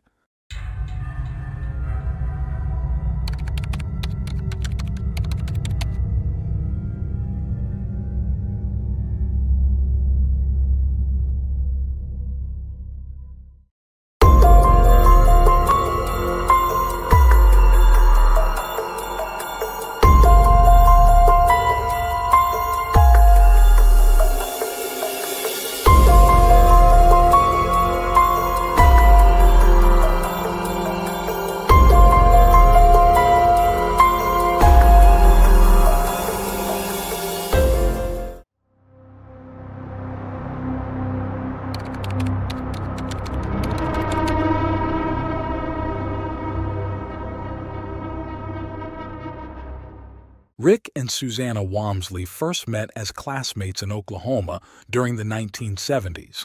Though they didn't become high school sweethearts, they left an impression on each other. Years later, as Rick pursued his studies at Oklahoma State University and Susanna attended a Christian college, their paths crossed once more. Their old connection reignited, and before long, what began as a casual reconnection turned into something more serious. The two began dating, and soon enough, they knew they wanted to build a life together. They married, and in 1978, their daughter Sarah was born. 6 years later, they welcomed their son Andrew. Rick found success as a certified accountant, working in the oil and gas industry, and over the years, his career saw the family relocate several times. Eventually, they settled in Fort Worth, Texas, along the banks of the Trinity River, a large yet tranquil city steeped in history. Rick opened his own accounting firm from his home office, providing the family with a comfortable income. By 2003, the Walmsleys lived in the upscale community of Mansfield, just 20 miles from Fort Worth. Their daughter Sarah, now 25, had become a mother and moved into her own apartment. Their 19-year-old son Andrew had just graduated from high school and was attending college part-time while working at a mini golf course. Rick and Susanna were celebrating a happy life together, having marked their 25th wedding anniversary that summer with friends and family. As Christmas 2003 approached, Susanna eagerly prepared for their holiday celebrations, adorning the house with festive decorations and carefully selecting gifts for her loved ones. The living room sparkled with lights, and a large Christmas tree stood proudly, surrounded by presents wrapped with care. Everything seemed perfect for the family's 25th Christmas together. But the peaceful scene in Mansfield was shattered on December 11, 2003. At 11:41 p.m., a 911 dispatcher received a call from the Walmsley residence. On the other end, there was only silence, indicating that someone may have been in distress but unable to speak. Acting quickly, the dispatcher sent officers to the home. Upon arrival, the police found the side door leading to the garage open, but no one responded to their knocks or rings at the door. Once inside, officers were confronted with a grim sight. Susanna Walmsley, 45, was found lying cold on the living room couch. Rick, 46, was discovered in the foyer near the front door, lifeless in a pool of blood. The emergency responders quickly confirmed that both had been dead for some time. The investigation revealed horrifying details. Susanna had been shot and stabbed multiple times, even after she had likely passed away. It appeared she had been attacked while resting in the living room. Nearby, detectives found bloody palm prints, a bullet, and fragments of a broken hair clip, all crucial pieces of evidence. Rick had also been shot and stabbed, but his injuries suggested he had fought back against the attacker before succumbing to his wounds. A tuft of hair in his hand pointed to a violent struggle. Despite initial suspicions of a robbery, the discovery of $15,000 in cash left untouched in the master bedroom led investigators to dismiss that theory. Nothing of value had been taken, and there were no signs of forced entry. Neighbors and friends, stunned by the tragedy, could not fathom who might have wanted to harm the Walmsleys. Rick and Susanna were beloved members of the community, known for their kindness and hospitality. Outwardly, the Walmsleys had a picture-perfect life. Rick's accounting practice flourished, and Susanna took pride in caring for their home and children. Yet, the horrifying events behind the closed doors of their house painted a starkly different picture of what was happening within their family. According to those close to the Walmsley family, tension often simmered beneath the surface, especially when it came to their children, Sarah and Andrew. As a teenager, Sarah was sent away from the family home due to what her parents saw as inappropriate behavior. This led to her becoming pregnant at 19 and entering a turbulent relationship with her daughter's father. Her relationship with her younger brother Andrew was equally strained, as the siblings constantly quarreled, never developing a close bond. Sarah's ex-boyfriend shared that the Walmsleys were skeptical of outsiders, often believing that even their friends had ulterior motives, assuming they only wanted something from them. Despite their growing financial success, it seemed to bring more tension than joy to their lives. There were rumors that Rick and Susanna's marriage wasn't as stable as it appeared, though they did their best to maintain an image of happiness in public.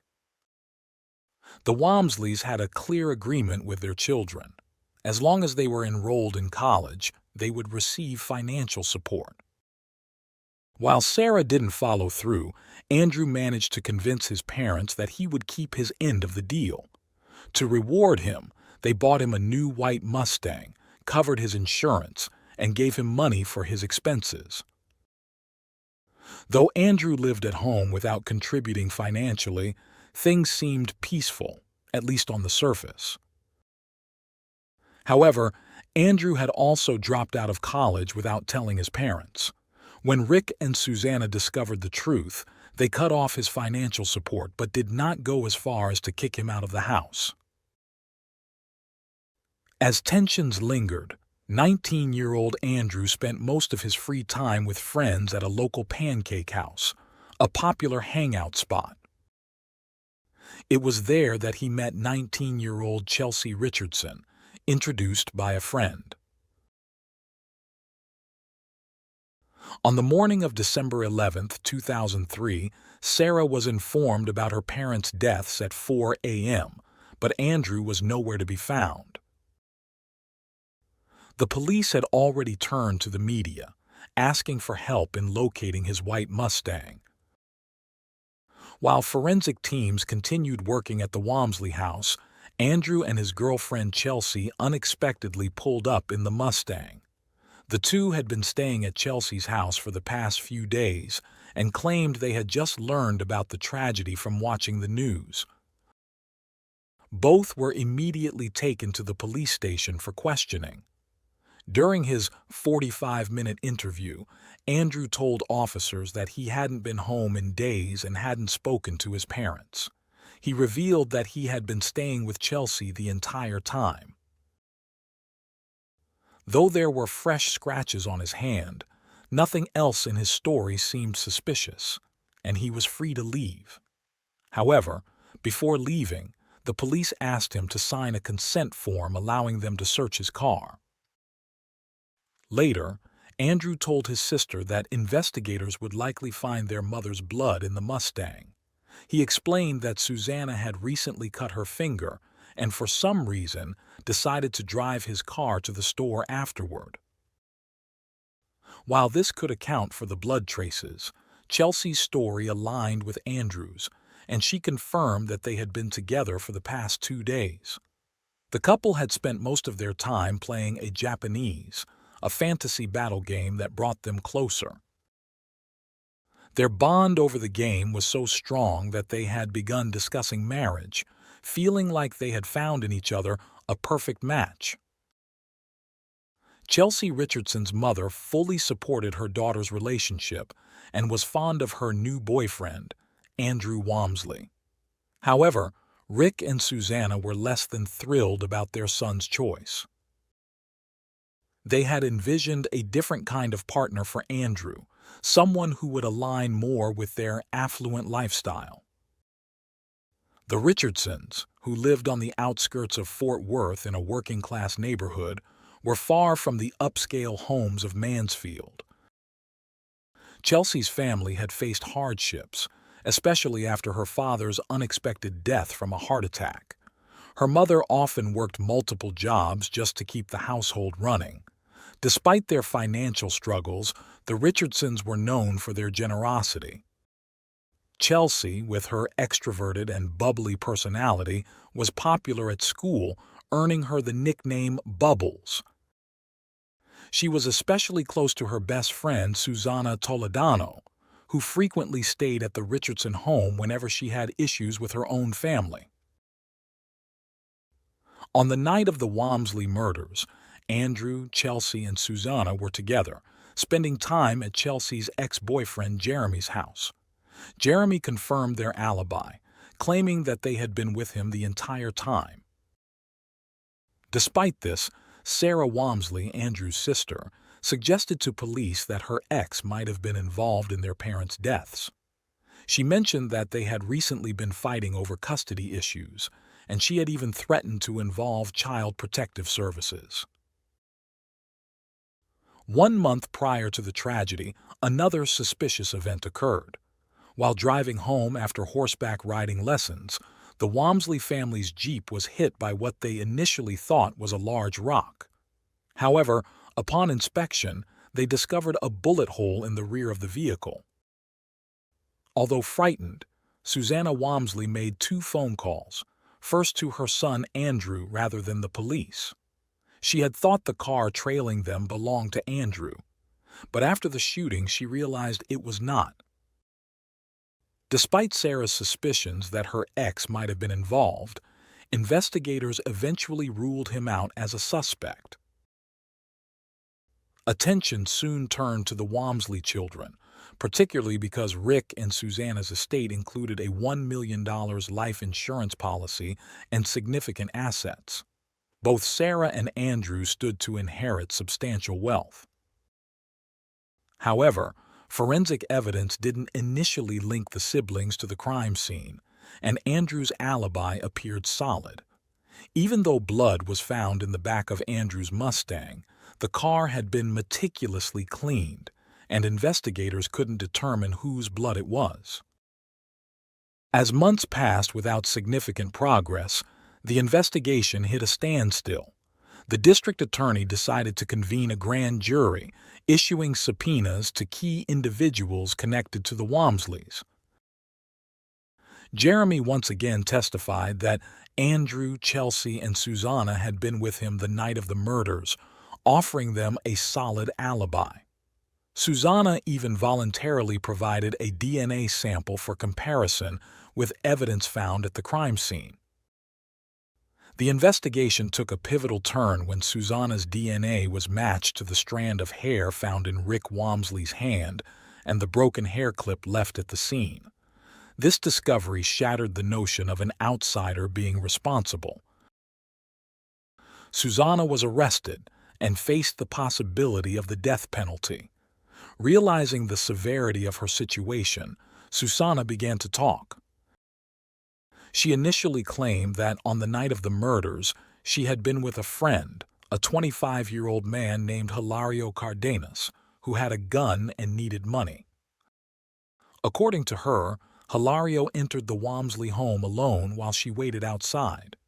However, as investigators dug deeper, they suspected that the truth was far more complicated than Susanna's initial story. Susanna Toledano initially claimed that after hearing gunshots, she rushed to the scene. According to her, Rick Walmsley, the family patriarch, begged her to stop the attack, but she insisted she wasn't truly involved and had no way to prevent it. However, this story quickly began to unravel. So who was Hilario Cardenas? Hilario, a night manager at a local restaurant where Andrew, Chelsea, and Susanna often spent time, had become familiar with the group. He had a young daughter to care for and was in desperate need of money. It was through his friendship with Andrew that Hilario learned of the Walmsley family's wealth. During questioning, Hilario denied taking part in the murders but did admit to purchasing a gun for $200 at Andrew's request. The teenagers, Andrew, Chelsea, and Susanna, wanted to practice shooting at a friend's farm. Investigators began verifying Hilario's story, starting with the owner of the property where the group had allegedly practiced. The owner, a friend of Chelsea's mother, confirmed that the teenagers had indeed visited her 3-acre plot to shoot at a nearby pond. She also stated that she had no knowledge of Hilario, who later gained the trust of investigators by passing a polygraph test. Forensic teams drained the pond on the property and recovered bullets that matched those found at the Walmsley home. This proved that the group had been practicing their shooting skills for months in preparation for the crime. With the discovery of matching ballistics, Susanna's initial claim about Hilario leading the attack fell apart. Given another chance to tell the truth, Susanna changed her story. This time, she implicated her best friend Chelsea and revealed a more detailed version of the events. According to Susanna's revised account, the three teenagers had spent numerous nights at a local cafe plotting the murder. They believed that once Rick and his wife were dead, Andrew would inherit over $1 million, and the friends could live a carefree life together. Susanna dreamed of quitting her low-paying job and buying a new car. The group convinced Hilario to purchase the gun. After honing their shooting skills at the farm, they devised their first plan, to shoot at Rick's Jeep's gas tank, hoping to blow it up and eliminate Rick, his wife, and Sarah all at once. However, when Susanna, riding in the white Mustang behind the Jeep, missed her shot, the group switched to Plan B, breaking into the Walmsley home in the middle of the night and staging the scene to look like a robbery. After the failed car attack, Chelsea became enraged and pressured Susanna to finish the job. On the night of December 11, 2003, the group made their second attempt. Armed with a gun, Susanna entered the house, while Andrew and Chelsea carried knives. Susanna confessed to shooting Susanna Walmsley while she lay on the couch. Andrew then led her to the master bedroom where she fired at Rick but missed, hitting the headboard instead. Rick woke up and fought back, leading to a struggle. During the chaos, Andrew took the gun from Susanna, handed her a knife, and instructed her to check on his mother. Susanna saw Rick kneeling, pleading with Chelsea, asking, "Why?" Chelsea coldly replied, "Because I'm pregnant," before Rick was shot. Susanna wasn't sure who pulled the trigger but knew that multiple knife wounds were inflicted on Rick after the shot was fired. In exchange for testifying against her friends, Susanna was able to avoid the death penalty that now loomed over Chelsea and Andrew. Despite Susanna's earlier lies, her final version of the story became the foundation of the prosecution's case. Friends of the Walmsley family found it difficult to believe that Andrew, raised by loving parents, could have been involved in their deaths. However, the testimony of Susanna was damning. On July 1, 2004, 7 months after the murders, the authorities formally charged Andrew and Chelsea with the killings. Chelsea's behavior in prison didn't help her case. She boasted about her involvement to cellmates and even attempted to convince some to fabricate an alibi for her. Her initial alibi, provided by Jeremy, fell apart when Jeremy admitted that he wasn't with the group that night, having been manipulated into lying. Chelsea, once a bubbly high school student, was painted as the mastermind behind the entire operation. The prosecution argued that she manipulated Andrew into believing they would be better off without his family and persuaded Susanna to carry out the killings. Chelsea even wrote a note to Susanna from jail, begging her to place the blame on Hilario and pleading that she and Andrew's unborn child deserved a future. Susanna, however, doubted that Chelsea was actually pregnant. Susanna's testimony was crucial in securing convictions against both Chelsea and Andrew. After a swift deliberation, the jury found Chelsea guilty of capital murder. They sentenced her to death by lethal injection. Andrew's defense team, citing his schizoid personality disorder, managed to convince the jury to spare him from death row. Instead, Andrew was sentenced to life imprisonment with the possibility of parole after 2044. During his trial in 2006, Andrew claimed that he killed his parents due to years of emotional and physical abuse, but the jury rejected his defense. Hilario, though not directly involved in the murders, was found guilty of conspiracy to commit a felony and sentenced to 50 years in prison with the possibility of parole in 2023.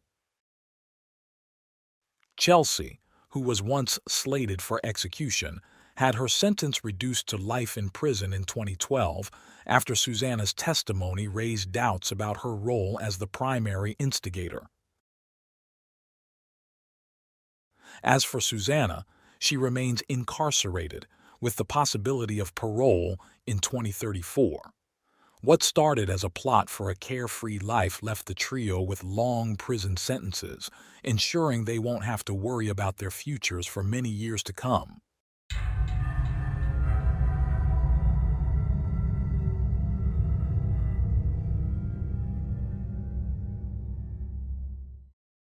Thanks for tuning in to Unreal True Crime. If you're intrigued by mysteries from around the world, check out our new channel, Latin Crimes, where we dive into the gripping true crime stories of Latin America. Don't miss out. Subscribe now for more thrilling investigations. In August 2013, the quiet town of Bakersfield, California, was rocked by the shocking discovery of Todd Chance's lifeless body in a remote almond grove. A devoted father and husband, Todd's murder left investigators scrambling to find answers. As they dug deeper, what seemed like a straightforward case quickly turned into something far more complex. With each clue, the mystery only deepened, leaving one pressing question: who wanted Todd Chance dead, and why?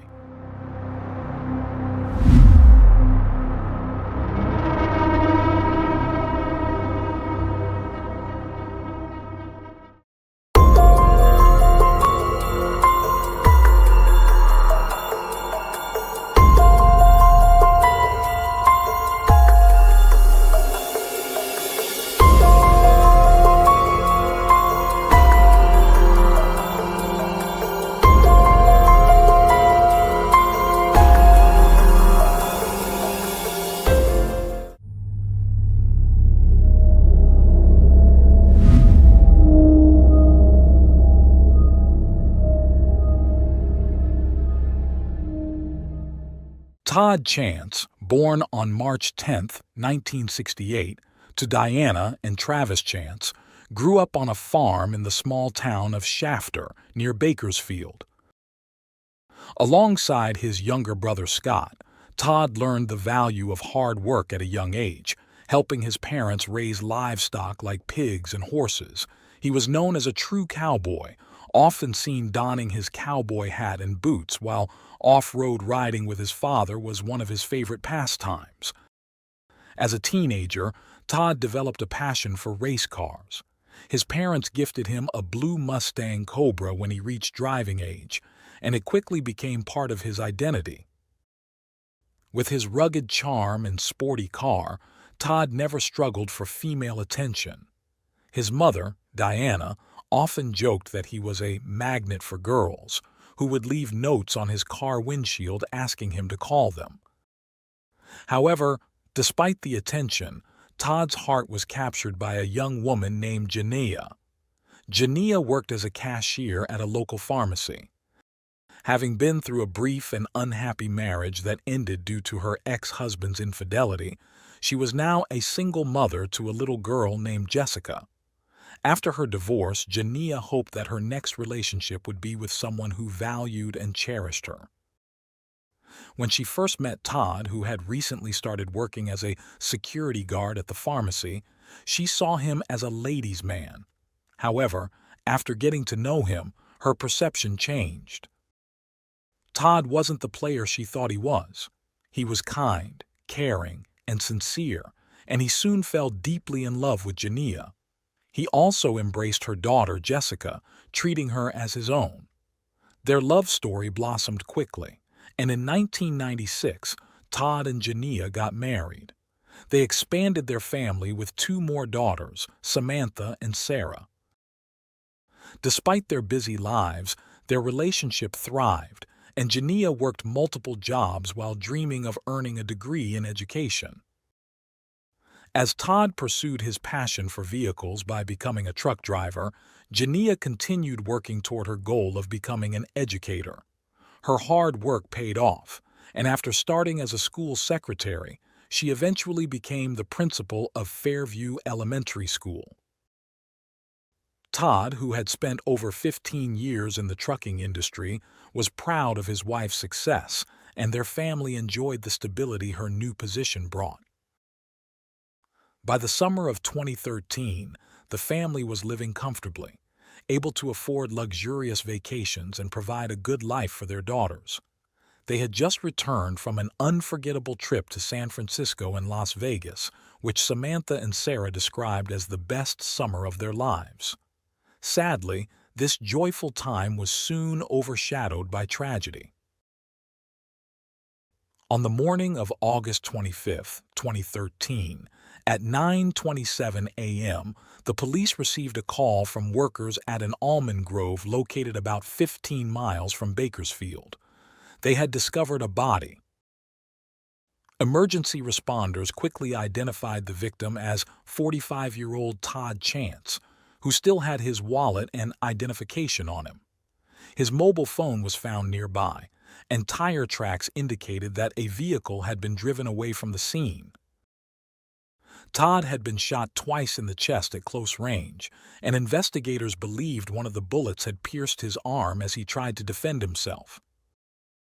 While Todd's wallet and phone were intact, his prized black 2011 Mustang was missing, leading detectives to initially suspect a carjacking. The investigation kicked off immediately, as authorities sought to piece together how Todd had ended up in such a remote location and why someone would have taken his life.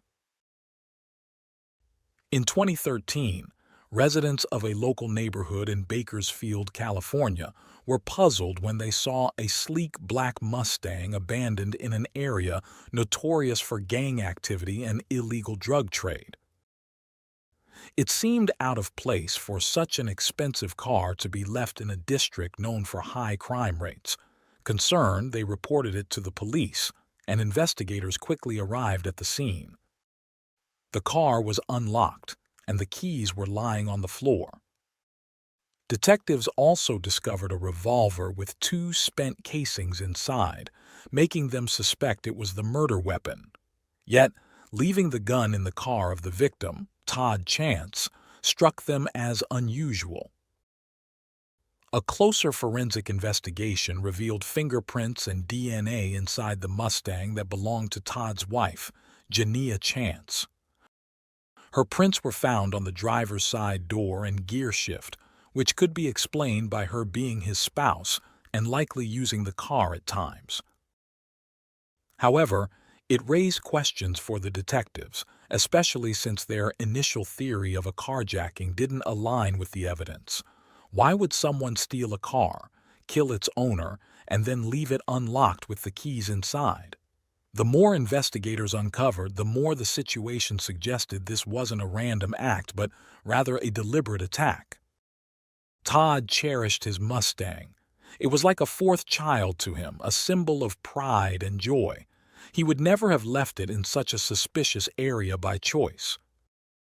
The evidence began to suggest that someone had intentionally left the vehicle in this remote spot to confuse the investigation.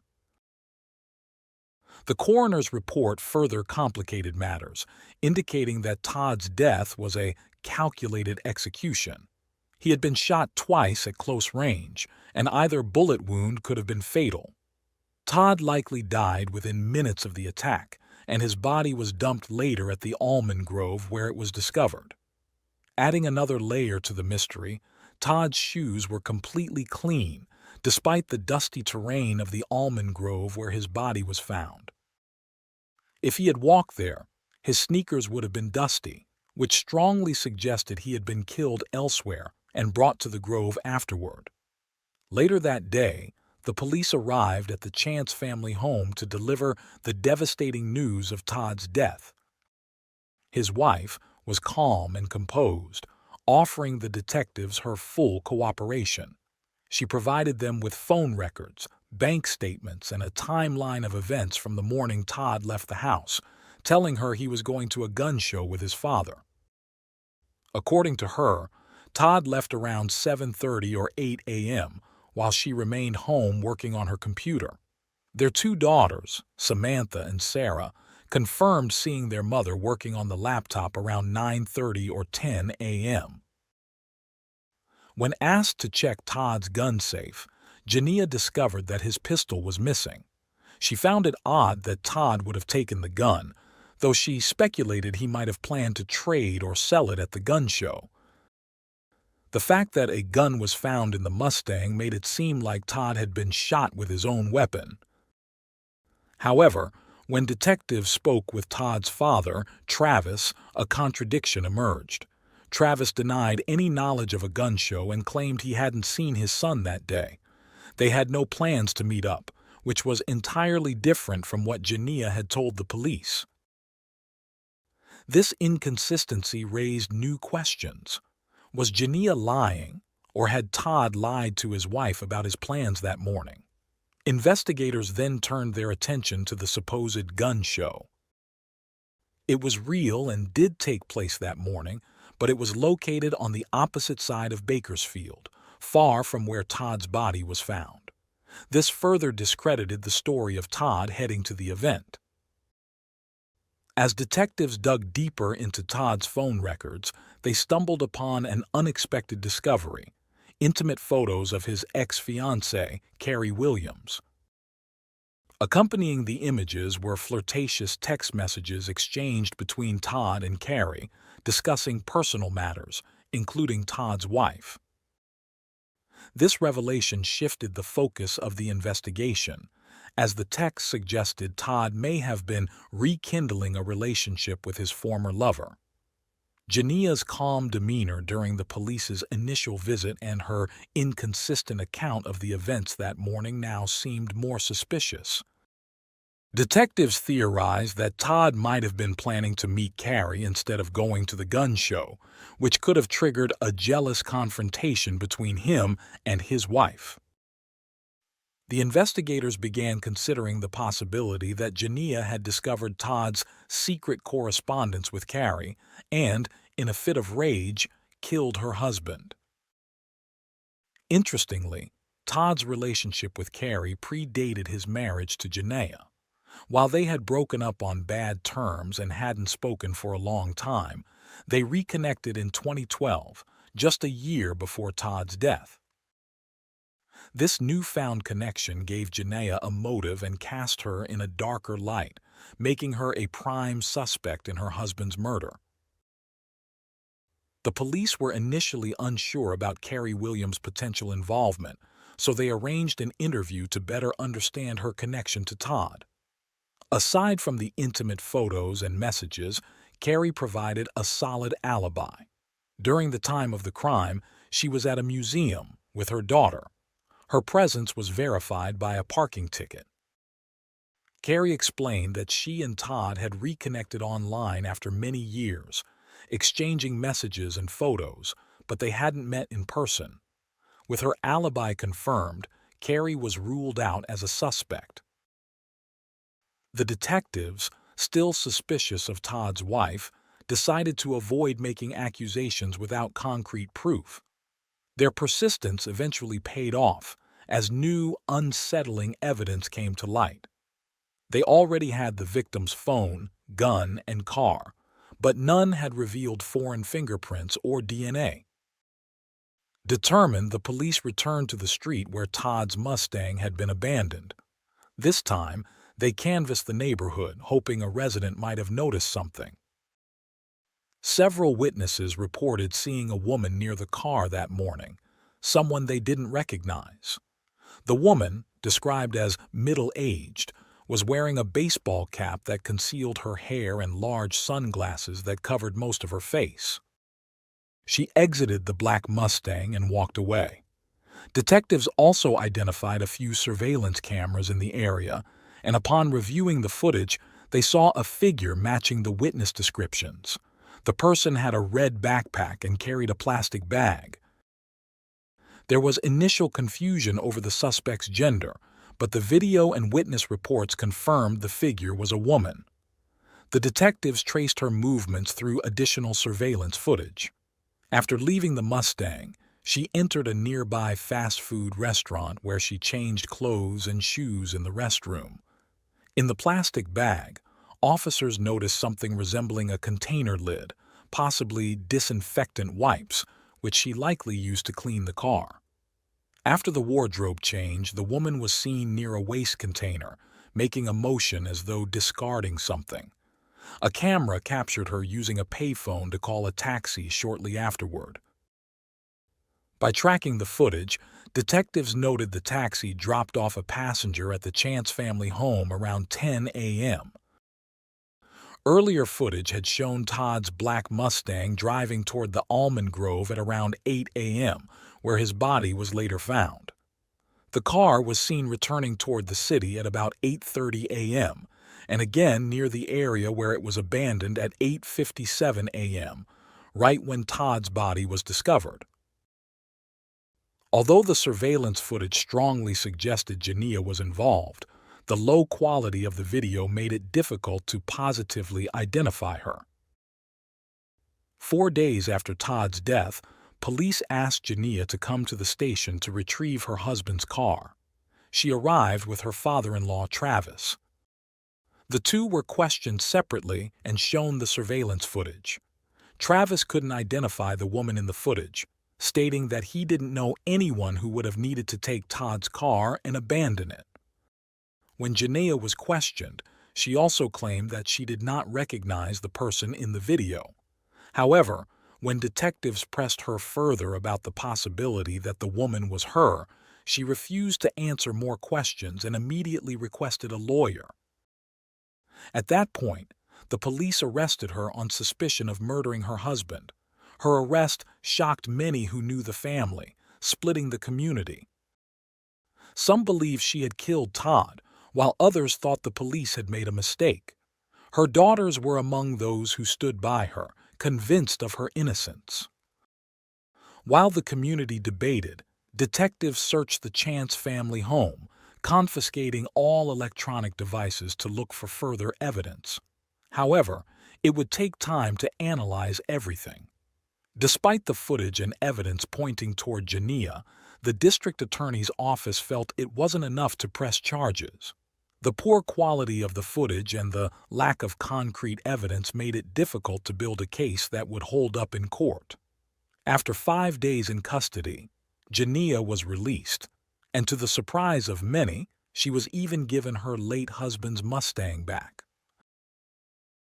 Though Jania was freed, she remained the prime suspect. The picture-perfect family, celebrating 17 years of marriage, with well-behaved children and having just returned from a vacation, was now in turmoil. No one had seen any major signs of trouble in their relationship, which only deepened the mystery. While the evidence seemed to point to Jania, proving her guilt in court was another matter entirely. The case, for the time being, stalled. However, the investigators refused to let the case go cold. Over the next several years, they worked tirelessly to gather additional evidence, determined to hold Jania accountable for what they believed was her role in Todd's murder. Eventually, they succeeded. During the Chance family's vacation in Las Vegas, they visited a crime-themed exhibition based on episodes from a well-known TV show in the U.S. At first glance, this visit seemed harmless. However, as the investigation into Todd's murder unfolded, detectives noted eerie similarities between the cases featured at the exhibition and the details of Todd's murder. One of the criminal cases showcased how a suspect used a payphone to avoid being tracked by their mobile phone.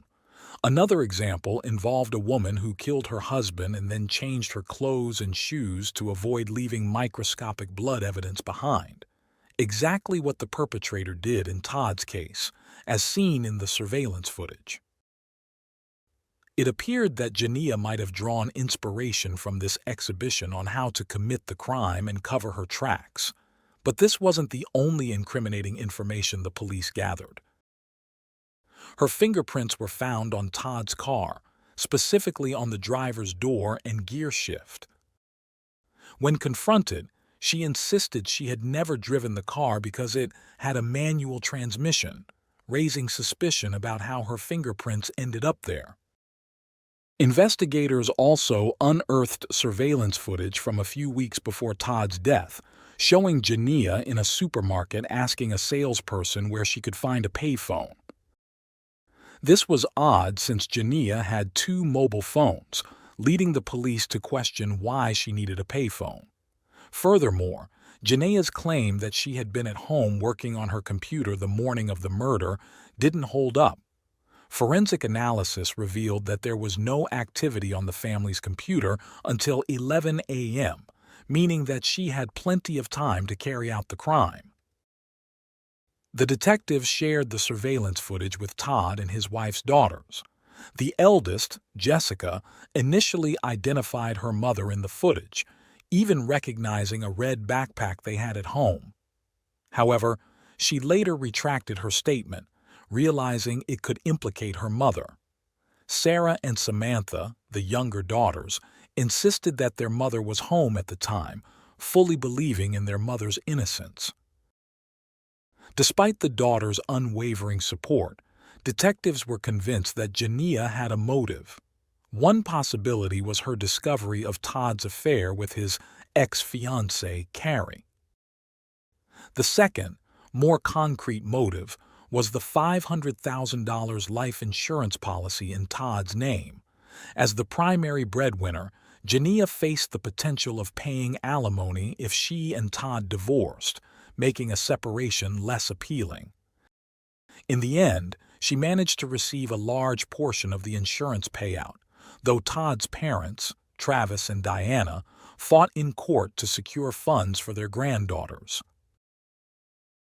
After years of gathering evidence, 49-year-old Leslie Jania Chance was arrested and charged with Todd's murder in 2016. The trial, which began in December of that year, painted a chilling picture of the events on that fateful morning.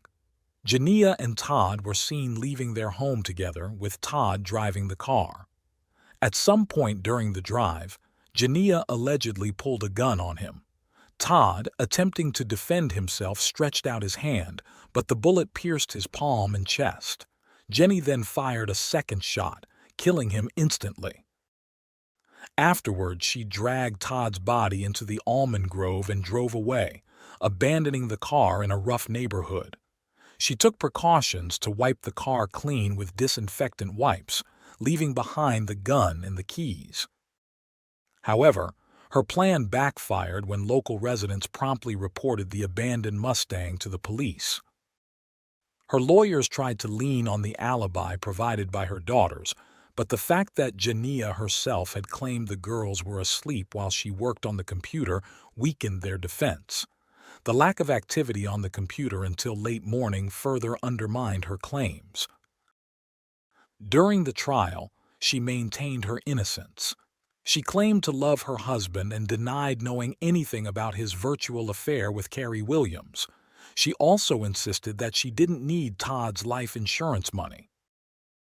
In a surprising twist, she argued that she had poor eyesight and never wore contact lenses, suggesting that the woman seen in the surveillance footage couldn't have been her because she wouldn't have been able to see clearly with sunglasses on. However, the prosecution presented evidence that Jania had ordered contact lenses just a month before Todd's murder, exposing another lie. On January 31, 2020, the jury found Jania guilty of murdering her husband. The verdict shocked not only Jania, but also her family, especially her daughters, who had never believed their mother was capable of such a crime. In September 2020, she was sentenced to 50 years to life in prison, 25 years for the murder, and an additional 25 years for using a firearm in the commission of the crime. Despite the conviction, she continues to proclaim her innocence, giving interviews in which she asserts that she was wrongfully convicted. In January 2023, she appealed the verdict, but it was upheld. She won't be eligible for parole until 2041.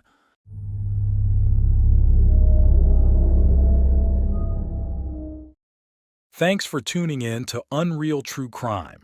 If you're intrigued by mysteries from around the world, check out our new channel, Latin Crimes, where we dive into the gripping true crime stories of Latin America.